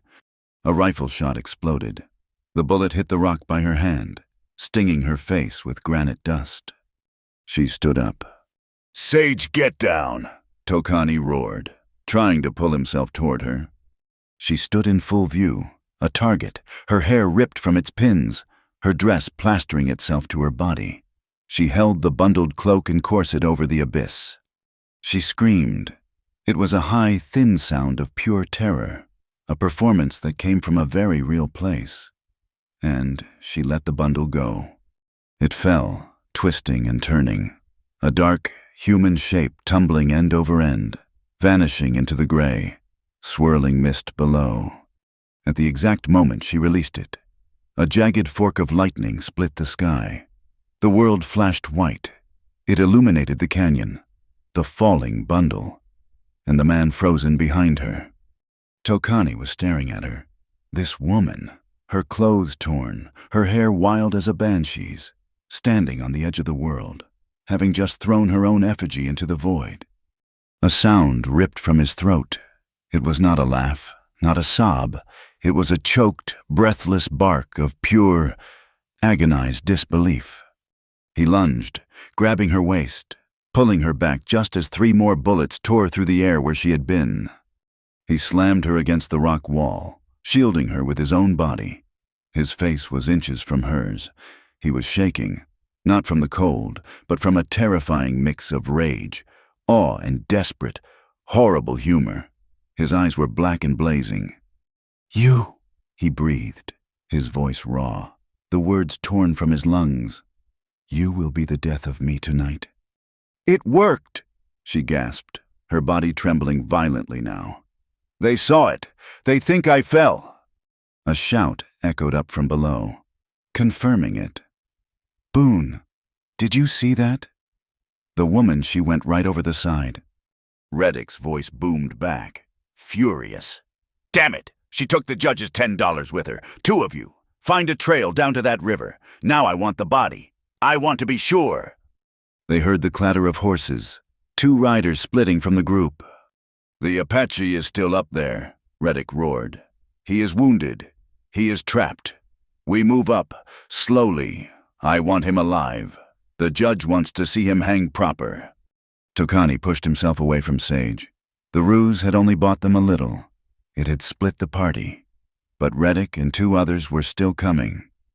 "We have to move," he said, his voice grim. "Where?" Sage cried, looking at the solid rock wall behind them, the deadly open pass in front. "We are trapped." "No," he said, a faint, grim smile touching his lips. "We are hidden, behind the water." He grabbed her hand and pulled her, not forward, but to the right, into a thicket of brush she had thought was solid wall. Behind it was a fissure, a dark crack in the stone. He pushed her inside. The sound hit her like a fist. It was a deafening physical roar. A massive waterfall, engorged by the storm, was crashing down inside the canyon. In a vast, hidden chamber just beyond the fissure, the path was a narrow, 2-foot-wide ledge of wet, black stone, slick with spray. "This is how we move," he shouted, his voice almost lost in the thunder of the water. "He cannot hear us. He cannot see us. This tunnel leads to the east slope." He took 2 steps and stumbled, his hand flying to his side. The last of his strength was gone. He leaned against the wet wall, his legs buckling. "Tokani," Sage grabbed his arm, easing him down onto the narrow ledge. There was barely room for them both. The cold in here was a living thing, the icy spray soaking them in seconds. He was shaking violently, his teeth chattering. "You are freezing," she said. She was too. Without her cloak, her thin dress was useless. He was fumbling with a small pack on his back. "My blanket," he chattered. He unrolled it. It was a heavy deer hide, cured with the fur on, folded fur side in. The center was still dry. He did not wrap it around himself. He draped it over both of them, pulling her against his good side, creating a small, shared pocket of warmth. It was not an embrace. It was a desperate act of survival. His arm was heavy around her shoulders, his hand gripping the hide. She was pressed against him, shivering, acutely aware of his body, of the raw, animal smell of pine smoke, blood, and wet fur. She could feel the violent tremors running through him. "Your plan," he whispered, his head resting against the rock wall beside hers. It was insane, but it was a good plan. "It split them up," she whispered back, her own voice shaking. It did. He was quiet for a long moment, the roar of the water filling the space between them. "You are a very strange woman. Sage Whitaker, you are not the first man to say so." He was silent again, and she could feel his breathing slow down. The shivering eased just slightly. The warmth from the fur, and from each other, was working. "We go," he said, his voice stronger. "Are you sure you need to rest?" "Reddick will not look for your body for long. We must be on the east slope when he realizes he has been tricked." He pulled himself up, wincing. He kept the hide draped around his own shoulders. Then he took his knife, the one she handed back to him, and cut a long, thin strip from the edge. He fumbled at his neck, pulling a leather thong from beneath his bloody shirt, a flat, polished piece of bone, carved with the image of a mountain, hung from it. It was smooth and warm from his skin. He pressed it into her hand. "Tokani, I cannot—" "You are not taking it," he said, his voice firm. "You are borrowing it. It was my mother's. It is a piece of the mountain, the water here. It gives life, but it also takes it. The mountain endures. You saved my life. You hold the proof. You need its strength more than I do." He met her eyes, his own gaze intense in the dim, swirling mist. "Borrow its strength, Sage, but never abuse it, never use it for a lie." She thought of the telegram, the lie still hidden in her boot. The small, carved bone felt like a hot coal in her palm.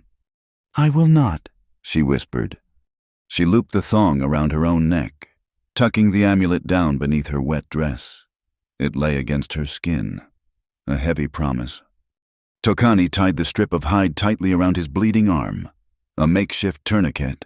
He nodded once, then turned and plunged into the roaring, black spray of the tunnel. "Stay close," he yelled, "and do not look down." They made it back to the hidden camp just as the false dawn was breaking. The tunnel behind the waterfall had led them to the eastern slope, and they had circled back, moving like ghosts. When Tokani slid from his horse, he collapsed. Nara and 2 other men carried him to his wickiup.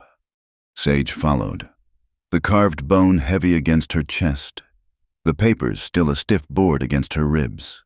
She was beyond exhausted, her body a map of new bruises, but her mind was sharp, cold, and clear. Naiche was waiting inside the dwelling.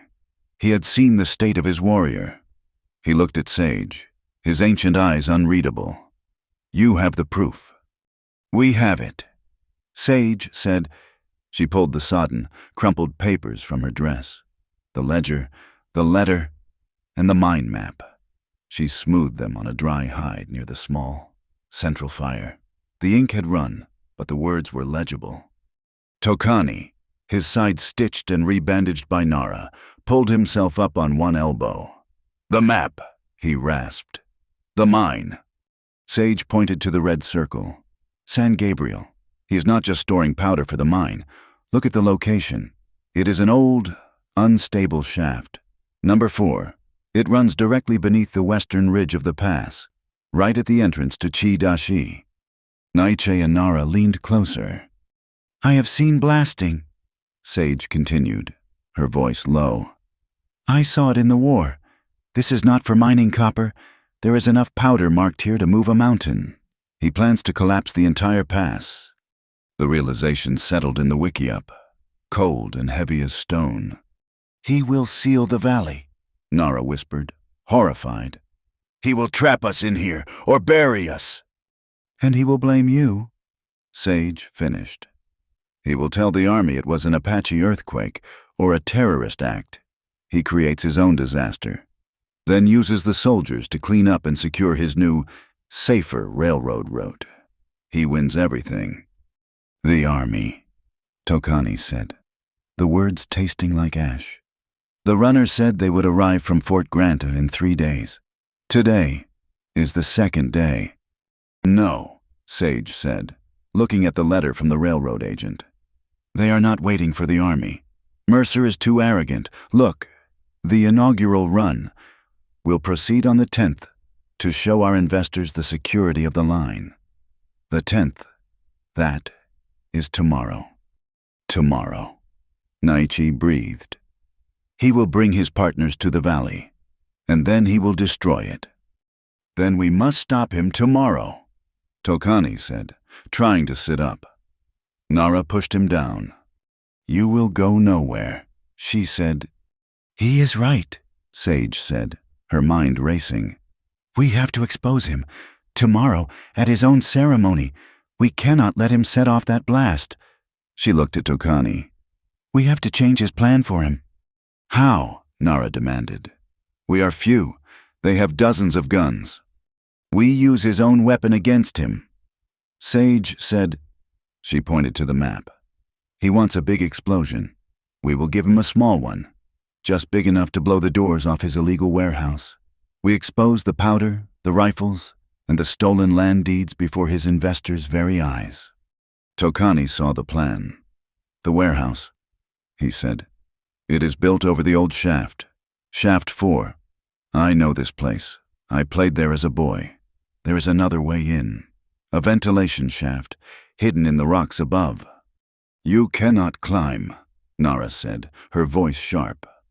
I will climb, Tokani said, his eyes locked with Sage's. I will get to the cache. I will remove the main detonators from his charge. I will set a small charge of our own, just enough to open the warehouse to the daylight. It is too great a risk, Nietzsche said. It is the only risk. Sage countered. Mercer will have all his guests there. The railroad men, the priest from the town, perhaps even the first army scouts. They must all be witnesses. They will not be in the right place, Nara said. They will be on the train, safe. No, Sage said. They will not be. Nara, you said Reddick burned the ceremonial cornfield. Where was it? In the lower valley, 2 miles from the mine. Good. Tomorrow, when you hear the train whistle, you and your warriors will take every horse, every cow, every animal you have. You will stampede them through that burned field, toward the train tracks. Make it look like a raid, a small earthquake of your own. Nara smiled, a slow, wolfish smile. The train will stop. They will be frightened. They will get out. And Mercer, Sage finished, will lead them all to the safety of his mine, right where Tokani has set the surprise. I will need a new dress, Sage said. Nara looked at her. You are presumed dead. You will be a ghost at his party. Then I need the dress of a ghost. Sage replied. The morning of the 10th was bright and clear. The storms had passed, leaving the air washed, the red rock sharp against a painfully blue sky. The ceremonial train, a single engine and 3 bunting-draped cars, whistled its approach. It carried Judge Mercer, the 2 railroad agents from the east, the nervous local priest, and a dozen investors and officials from the territorial capital. They rolled past Santo Rojo, following the new, gleaming tracks that led toward the mouth of Chi-Dashi. Judge Mercer was on the open-air platform of the last car, a glass of champagne in his hand. He was pointing out the majesty of the untamed land to his partners. As you can see, gentlemen, he said, his voice smooth, the route is perfectly secure. As if his words were a curse, the ground began to tremble. A low rumble grew to a roar. A mile ahead, a cloud of dust erupted from the lower valley. What in God's name? One of the agents began. Then they saw them, a herd of 50, perhaps 60, horses and cattle running wild, thundering directly toward the tracks. And behind them, barely visible in the dust, were 3 riders, their rifles firing in the air. Apache! The priest shrieked, crossing himself. The engineer slammed the train's brakes. The wheels locked, screaming, sparks flying. The train jolted to a halt, 100 yards from the panicked herd, which veered off and disappeared into a side canyon. The train was stopped. The investors were pale. A simple disturbance, Mercer said, his face tight, his champagne spilled. Nothing to fear. Sheriff Pike, a word. He motioned to his men. Gentlemen, for your safety, please, step this way. We will wait for the sheriff to clear the tracks in the security of the mine office. He led the dazed, frightened group of guests off the train and toward the large, new warehouse built against the cliff face, the very warehouse that sat atop Shaft 4. In the crowd, blending in, was a woman. She wore a simple, plain brown dress, her hair pulled back, her face partially obscured by a modest bonnet. She had no corset, and she moved with a lithe, quick grace. She had walked from town, just one of the locals curious about the train. It was Sage. She held the real ledger and the letters under her dress, this time held by Nara's leather braid, wrapped tight around her waist. She watched the crowd gather. She watched Mercer, and she watched the high cliffs above the mine warehouse. She was waiting. High above them, Tokani was already in place. He had spent the last hour climbing the old, crumbling ventilation shaft. His side was a fire of pure agony. But he had made it. He was in the dynamite cache. It was vast. Crates of powder, rifles, and barrels were stacked to the ceiling. And in the center, Mercer's men had built their trap a massive charge, wired to a single detonator box. Tokani worked, his hands sure, the knife held in his teeth. He cut the main wires. He pulled the detonators, rendering the primary charge inert. Then, he took 3 sticks of Mercer's own dynamite and placed them against the heavy, bolted warehouse doors. The ones that faced the valley, he wired them to a simple, short fuse. He was ready. He looked through a crack in the rock. He could see the crowd gathering below. He saw Mercer. He saw the investors. He saw Sage, a small, brown figure, standing near the priest. He was about to light the fuse when a shadow fell over him. "I thought I smelled a rat," a voice growled. Tokani spun. Boone Reddick stood in the mouth of the ventilation shaft, a grin on his face, his pistol aimed at Tokani's chest. "I never did find that woman's body in the river," Reddick said, stepping into the shaft. "Made me wonder, made me think you were both smarter than you looked. So I came here. The judge's private stock knew you would try for it." "You are too late, Boone!" Tokani rasped. "I do not think so." Reddick gestured with his pistol. "Step away from the dynamite. We are going to light the judge's real fire, and you are going to be the spark." Reddick lunged. He was not trying to shoot. He was trying to grab Tokani, to use him. Tokani met his charge. They crashed against the stacked crates. The fight was brutal, a desperate struggle in the dusty dimness. Tokani was wounded, weaker. Reddick was a bull, strong and relentless. Reddick slammed his fist into Tokani's wounded side. Tokani cried out, pain blinding him. Reddick shoved him back against the open rock face of the shaft. Tokani lost his footing. He slipped, his boots sliding on the loose gravel.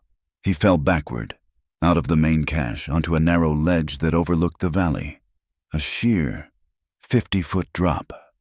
He caught himself with one hand, his fingers clawing at the rock. He was dangling. Reddick laughed, walking to the edge, raising his pistol for the finishing shot. "This time, Apache, I will watch you fall." In the crowd below, Sage saw it all. The flash of movement, the struggle. She saw Tokani slip, saw him dangling by one hand. She saw Reddick standing above him, a black silhouette. The plan was dead. Tokani was trapped. He could not light the fuse. Sage did not panic. She had a plan B. She reached into her pocket and pulled out a small cloth packet. Inside was a piece of flint and steel, and a handful of dry, powdered moss Nara had given her. She stepped behind the crowd, near a pile of discarded railroad ties. She knelt, as if in prayer, her back to the cliff. She struck the flint. The moss caught, a tiny, bright spark. She cupped it, blowing gently, and a wisp of thick, white smoke rose in the air. A single, clear signal. From a ridge a mile away, Nara saw it. The signal was not light the fuse. It was Tokani is compromised. Plan B. Nara's plan B was not an explosion. It was the truth. Reddick raised his pistol. "Say your prayers, Redskin." "Boone." A new voice. Judge Mercer. He was at the base of the cliff, looking up, his face purple. "What are you doing? Get down from there. The investors are here." "Just cleaning up a mess." "Judge," Reddick yelled back. At that exact moment, the earth exploded. It was not Tokani's charge. Nara had used the diversion. She and her riders, having circled around, came thundering down a hidden side canyon. They were not stampeding cattle. They were pulling something, ropes, wrapped around the old, rotting support timbers of the warehouse itself.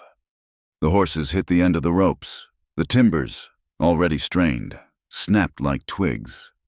With a sound like the end of the world, the entire floor of the warehouse gave way. The train investors, the priest, and Judge Mercer himself were showered in dust as the ground 10 feet in front of them opened up. The warehouse collapsed into the mine shaft. The sound was deafening, but what it revealed was worse. Crates of dynamite, barrels of blasting powder, and dozens of new rifles tumbled into the light. And with them, bursting open like rotten fruit, came Mercer's private files, boxes of ledgers, contracts, and forged land deeds cascaded into the open pit. The crowd screamed, stumbling back. Sheriff Pike and his deputies drew their guns, but they did not know who to aim at. They turned, instinctively, to form a protective circle around Judge Mercer. But the damage was done. The investors were staring, white-faced, at the illegal arsenal. The priest was staring at the forged land deeds, one of which had landed at his feet. "Treason," the priest whispered, picking it up. This is a forgery." The crowd was silent, paralyzed, staring at the open smoking wound in the earth, and at the man it had exposed. The dust of the collapsed warehouse hung in the air, thick and chalky, choking the bright morning. For a full 10 seconds, the only sound was the settling of timber, the slide of gravel, and the high, thin ringing in Sage's ears. The crowd was frozen, a tableau of horror. The railroad investors stared, their faces white, into the pit of illegal dynamite and forged deeds. The priest, his hand still holding the stolen contract, looked at the sky. Judge Mercer broke the silence. His face, which had been pale with shock, turned a deep, blotched purple. He saw his partners, his investors, his entire future staring at the evidence of his treason. His mask of civility did not just slip. He tore it off. "Kill them!" he screamed, his voice a raw shriek. He pointed at the investors, at the priest, at the townspeople. "Kill all the witnesses, Pike Reddick, do it now." Sheriff Pike, his gun already drawn, looked at the dozen stunned, wealthy men from the east. He hesitated. This was not part of the plan. On the cliff high above, Boone Reddick had been momentarily stunned by the collapse. He saw Mercer's order. He saw the chaos. He knew instantly who the real threat was. It was not the investors. It was the woman, the seamstress who would not die. He forgot Tokani, who was still clinging by one hand to the ledge below him. Reddick turned, raising his pistol, and took careful aim at Sage, a small brown figure in the crowd. That second of distraction was all Tokani needed. With a roar that came from the earth itself, Tokani used his one good hand and his boot heels to heave himself up. He did not climb. He exploded from the ledge, crashing into Reddick's legs. The gunman's shot went wide, screaming into the sky. The two men crashed onto the narrow, dusty ledge, a tangle of limbs. Reddick was heavier, stronger, but Tokani was fighting for his land, for his life, for the woman below. He was a storm of focused rage. He slammed Reddick's gun hand against the rock, again and again. The pistol fired, a wild, useless shot, before clattering from his numb fingers and spinning down into the chasm. Below, the crowd scattered as Mercer's order sunk in. "Pike, I said shoot them!" Mercer shrieked. Pike raised his pistol, aiming it not at the crowd, but at Sage. Sage did not run. She did not hide. This was the moment. She stepped into the center of the clearing, into the open space between Pike's gun and the horrified investors. She tore Nara's braid from her waist, letting the papers she had carried fall into her hand. She held them high, the wind whipping her hair, the dust settling on her like a shroud. "Here is your proof," she shouted, her voice cutting through the panic. She held up the railroad letter. "This is stolen land. This is a conspiracy. This is Judge Mercer's price for murder." She read from the letter, her voice ringing off the canyon walls. "A payment of $20,000. Once the Army secures the new route. He created the Apache War to steal this valley. He burned the wagons. He set the traps." She held up Reddick's ledger. "And here is the cost, $5 for the wagon burn, $10 for the arrows, $1 for the wire that trapped an innocent child." Pike advanced on her. "Give me those papers, girl." "No," a new voice said. It was Mr. Abernathy, the mercantile owner. his face pale but set. He stepped out from the crowd. He was not alone.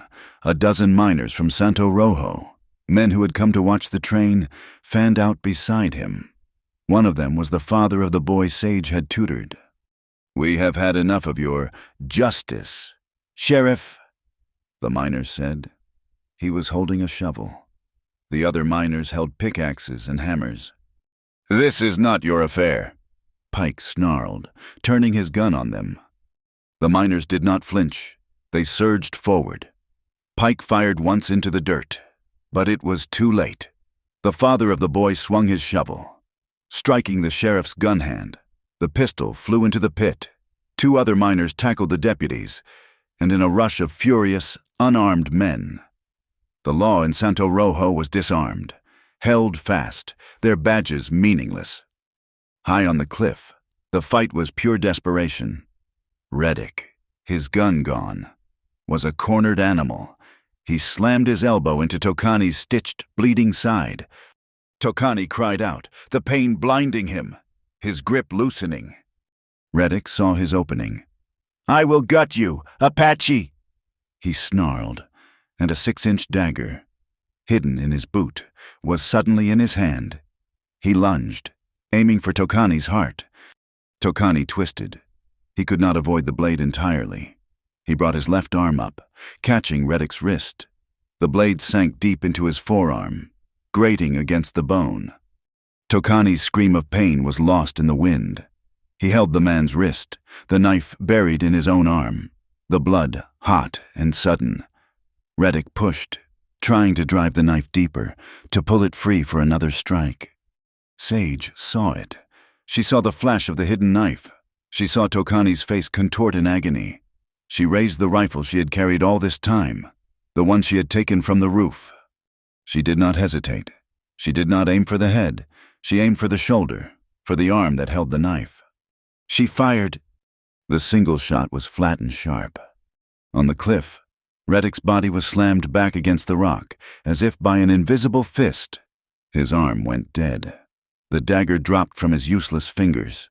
He stared, shocked, at the blood blossoming on his right shoulder. Then at Sage. He slumped to the ledge, his fighting days over. The canyon fell silent once more.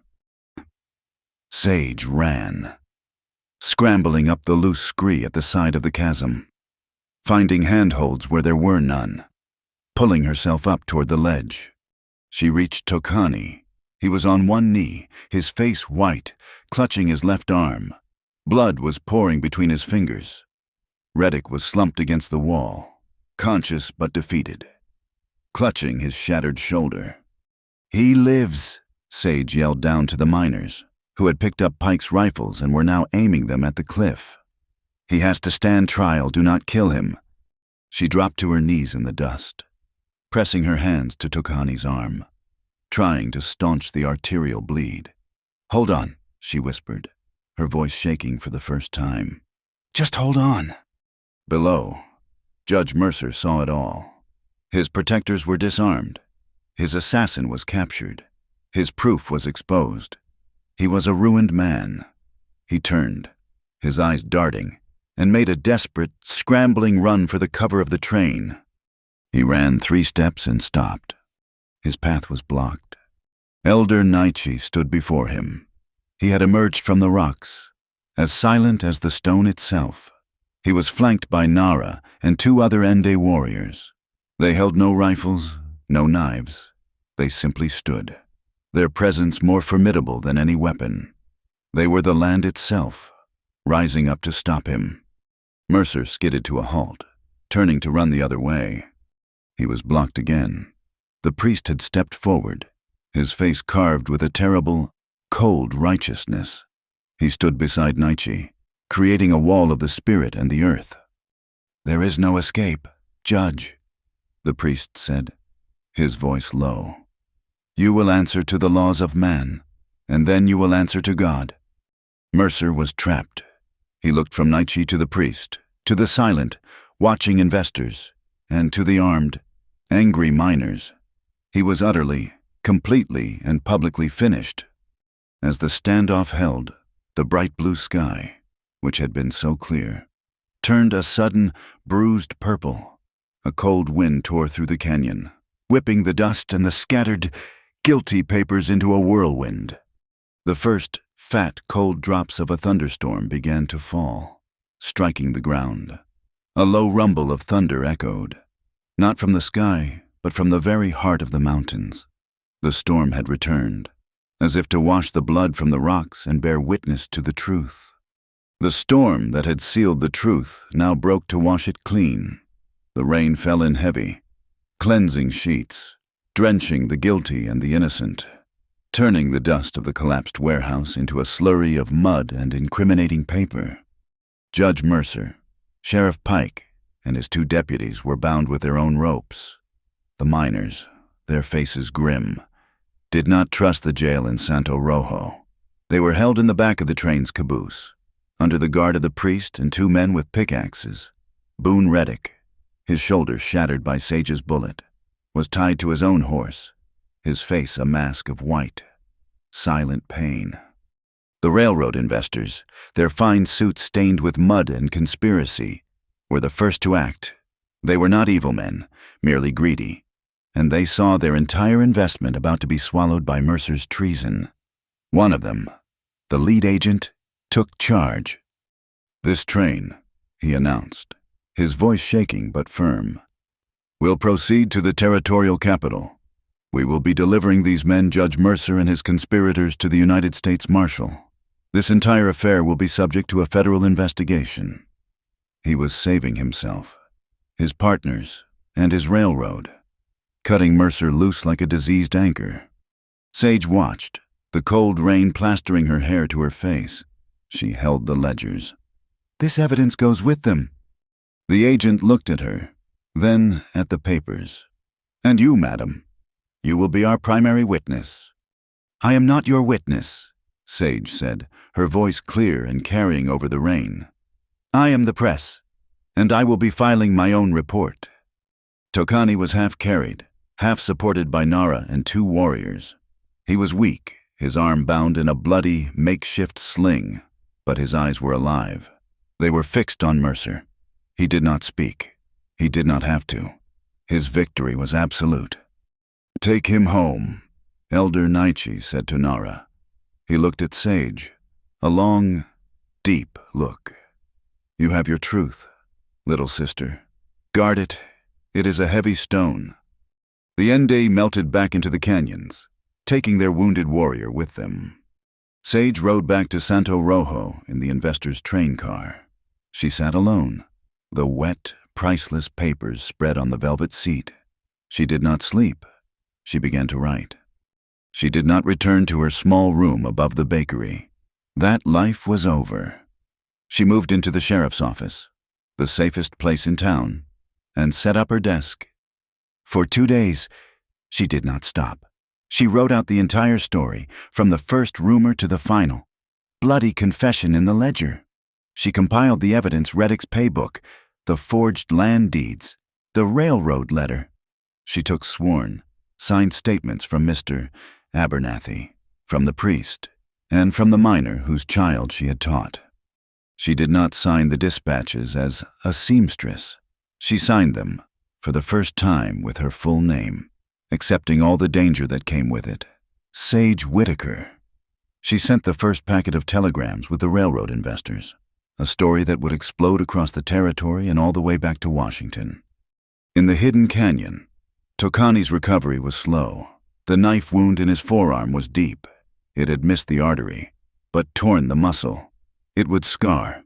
He lay in the wickiup for days, feverish, as Nara and the clan's healer packed the wound with herbs. He was quiet, but a new fire burned in him. The rage was still there, a hot coal, but it was banked. His desire for vengeance, to see Mercer hang, was a sharp, physical hunger. "He will hang," Nara said, as if reading his thoughts.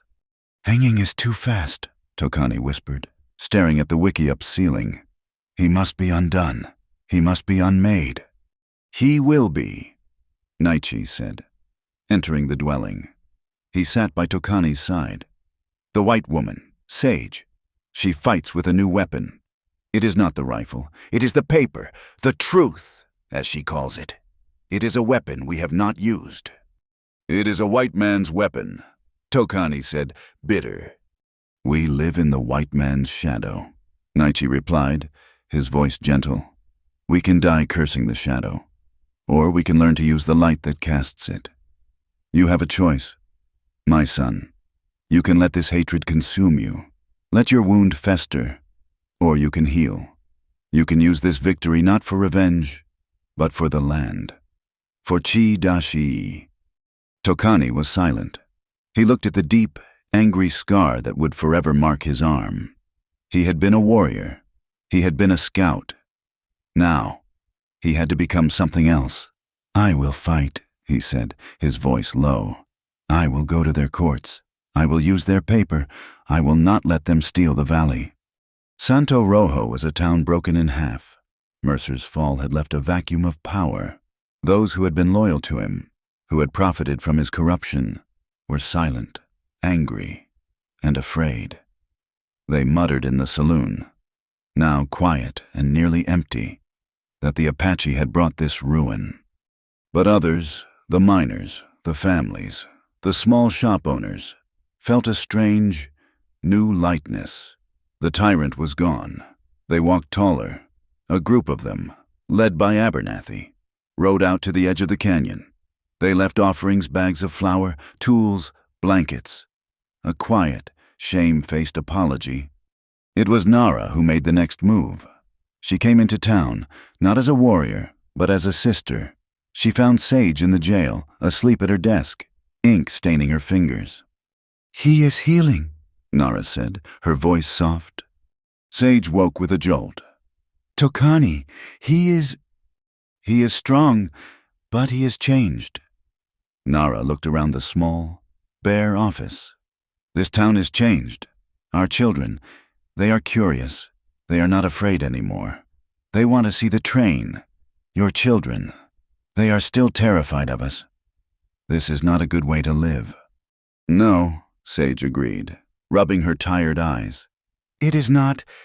We will start a school, Nara said, as if it were the most obvious thing in the world. In the church. The priest has agreed. I will teach your children how to read the land, how to find water, how to know the herbs. Sage looked at her, a slow smile spreading. And I will teach your children how to read the papers, how to write their own names, how to use the new weapons. The school began a week later. It was small. Only 3 children and 5 from the town. They sat on opposite sides of the church, staring at each other. But by the 3rd day, a small Ende boy was showing a miner's son how to braid a strip of leather, and the miner's son was showing the Ende boy how to write the letter L. It was a seed, fragile, but planted. Before the federal marshals arrived to transport the prisoners, Sage paid one last visit to the jail. She went to Boone Reddick's cell. He sat on his cot, his right arm in a heavy sling, his face pale. He looked up as she entered. His eyes were not angry. They were empty. You shoot straight, seamstress, he mumbled, for a woman. Why did you do it? Boone, she asked. The fires, the wagon, the wire. He looked at his useless hand. The judge paid. It was just a job. The first camp. He hired me to burn it. Paid me $200. Said it was abandoned. Said no one was supposed to be there. He lied. He looked up at her. A flicker of that old, awful pride. I do not kill children. Not for money. It was a confession. It was the last piece. Sage wrote it down, word for word, and had the priest, who stood by the door, sign it as a witness. The next day, Sage rode out to the Ende camp. She rode alone, and no one stopped her. She found Tokani standing on a ridge, overlooking Chi-dashi. He was not in his wiki-up. He was on his feet. His left arm was in a sling, but he stood tall. He was watching a team of surveyors, new surveyors, who were planting new stakes, stakes that respectfully went around the sacred valley. Sage dismounted and walked to his side. They stood in silence for a long time, watching the valley. She reached up and took the carved bone amulet from around her neck. The leather thong was worn, the bone smooth from her own skin. "This is yours," she said, holding it out. "I borrowed its strength. Thank you." He looked at the amulet in her palm. He did not take it. Instead, he gently closed her fingers over it. His hand was warm, his touch light, but it sent a shock through her. "No," he said, his voice low. "It belongs to the one who carried the fire for us now. It has a new home."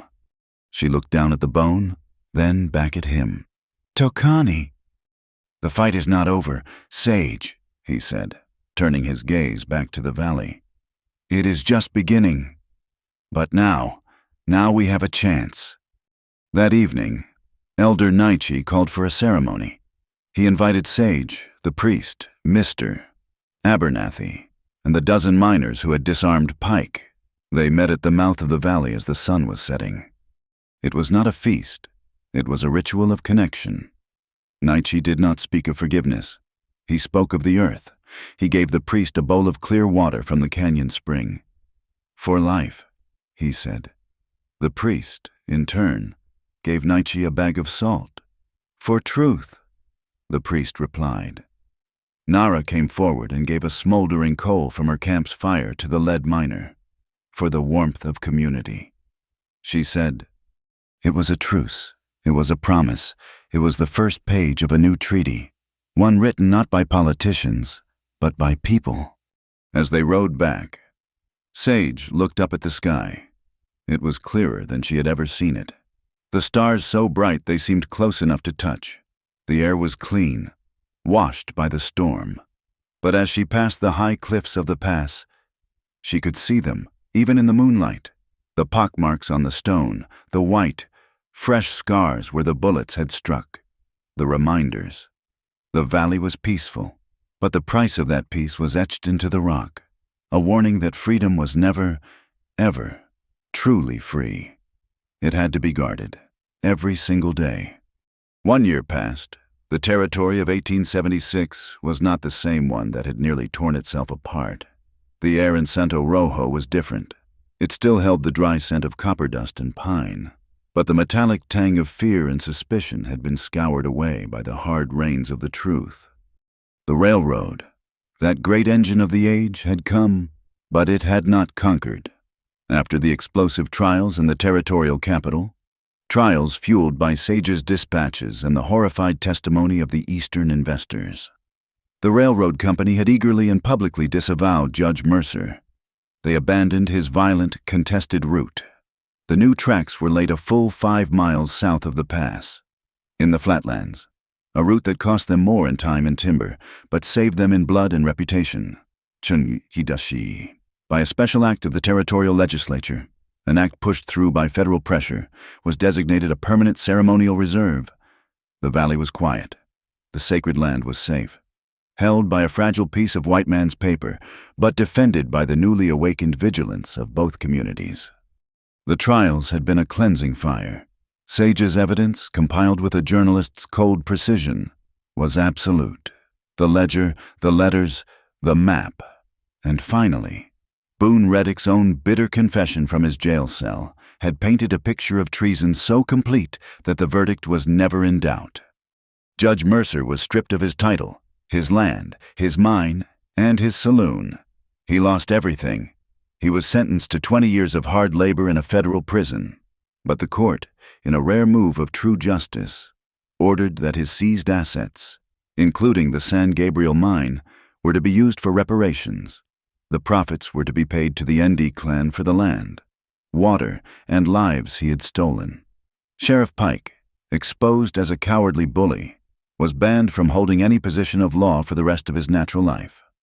Boone Reddick, his right shoulder permanently crippled by Sage's shot, received a lighter sentence of 10 years in exchange for his full testimony. The two agents in their clean suits had vanished, their careers protected by the railroad, but their influence in the territory was gone. That spring, Sage's book was published in San Francisco and New York. It was called The Chi-Dashi Ledger. It was not a romance. It was not an adventure. It was a cold, hard, factual accounting of greed. She named every name, detailed every false document, accounted for every dollar, and listed the price of every life. The book caused an uproar in Washington. It was blunt, honest, and unadorned. It did not paint the ND as noble saints or the settlers as pure villains, but as people caught in a system built by men like Mercer, as she had promised. Sage directed every cent of the profits into a new scholarship fund. It was created to send the children of the ND and the children of Santo Rojo to schools back east, should they ever choose to go. The real change, however, was in the valley itself. The small school in the church was thriving. Nara ran it. Her natural authority, once sharp and defensive, had softened into a fierce, effective patience. She was now teaching 15 children, Indy and white, who sat together on the same benches. She taught them to read English and to write their names. And she taught them how to read the tracks of a fox and which plants would heal a fever. Elder Naichi, his eyes clear and his heart at peace, watched her. He saw the new generation, his own grandchildren, learning to navigate both worlds. One afternoon, he gathered the clan. He held the ceremonial staff, the symbol of his wisdom and his leadership. He looked at Tokani, who stood watching, his scarred left arm bare in the sun. Naichi walked to him and placed the staff in his son's right hand. The leadership was passed. Tokani was a new kind of leader, one born of conflict and forged in doubt. He was not just a warrior, not just a scout, not just a negotiator. He had become the bridge. He had kept his vow. He had traveled to the capital, his arm still in a sling. He had stood in the white man's court, wearing his Ende attire. And he had spoken. His voice had been quiet, but it had been unbreakable. He had used their paper, their laws, against them. And when he returned, he brought the signed, protected treaty for the valley. He now spent his days teaching. He took Nara's students, all of them, into the high canyons. He taught them not how to fight, but how to live. He showed them how to find water in dry rock, how to track a deer for food, how to listen to the wind for a change in the weather. He was teaching them how to be strong in their own identity, but not so strong that they had to close the door to the world. He was keeping his culture alive, not by hiding it, but by sharing its strength. The autumn brought the first harvest festival, a celebration of the peace. It was not a Endi or a white celebration. It was simply the valleys. They met at the edge of the protected lands, where the new grass was growing over the scars of Reddick's fire. The townspeople brought bread from the bakery and pies.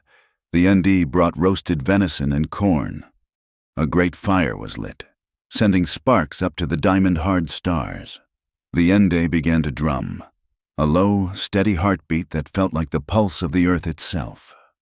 Nara, laughing, grabbed Mr. Abernathy's hand and pulled him into the circle. Soon, miners and ND women, children and old men, were dancing together, a clumsy, joyous, unbelievable sight. Sage stood by the fire, watching, the warmth on her face. She wore a simple dress of dark blue wool. The carved bone amulet Tokani had given her rested against her collarbone. She never took it off. Tokani approached her. He had come from the shadows, silent as he always was. The firelight played on the long, pale scar that ran the length of his left forearm. He looked at the dancers, then at her. He did not speak. He simply held out his right hand. She placed her hand in his. His grip was warm, strong, and familiar. He led her into the circle of light. They moved to the rhythm of the drum. It was not the waltz of the East, with its rigid rules and counting. It was a dance of the earth, a simple, shuffling step, a shared movement that was as easy as breathing. They danced, their eyes locked, the firelight in their faces. There were no rings exchanged. There were no papers signed in a courthouse. There were no vows spoken before a priest. There was only the solid grip of his hand and the silent promise they had made to each other in the storm. They were guardians. They would guard this valley, this peace, this new, fragile freedom. Later that night, they returned to the small cabin Sage had built near the mouth of the canyon. It was halfway between the town and the end-day camp, belonging to neither, and to both. It was her home. A single wooden trunk sat at the foot of her cot. She lit the lamp, the cabin filling with a soft, yellow glow. She knelt and opened the lid. Inside, folded neatly, was her old life. The heavy wool cloak she had worn in the storm, now mended and clean, and beneath it, the corset. She picked it up. She had stitched the long, vertical gash where she had cut it with his knife. The steel busks were slightly bent. The sturdy cotton was still stained with the red mud of the pass and the blue ink from Mercer's office. It was the armor of her old life, a cage she had worn by choice. She held it for a moment, remembering the woman who had worn it, the woman who had hidden maps inside it, who had lied and spied, and who had thrown it off a cliff as a decoy. She smiled, a slow, private smile. She placed it gently into the bottom of the trunk, a relic of a war she had won. She closed the lid. "This thing saved a life," she said, her voice soft in the quiet room. "It saved the papers, but I find I do not need it to breathe anymore." Tokani was leaning against the doorframe, his arms crossed over his chest, watching her. The lamplight played on the scar on his arm. A slow, easy smile spread across his face, a smile she had waited a full year to truly see. "Good," he said. His voice was a low, warm rumble, half serious, half joking. "And do not ever make me think you have fallen off a cliff again." He paused, his eyes bright with a humor she now knew as well as her own. "You will be the death of me tonight." Sage laughed. It was a full, free sound. It joined his, and the sound of their shared laughter, light and strong and real, was carried out of the small cabin, rising into the vast, clean wind of the prairie. Thank you so much for listening to this story. We would love to know where you are tuning in from. Please, leave a comment below and share your thoughts. If you enjoyed this tale, please subscribe to our channel, Wild West Tales. Give this video a like, and support us by hitting that hype button. It helps get this story heard by so many more people.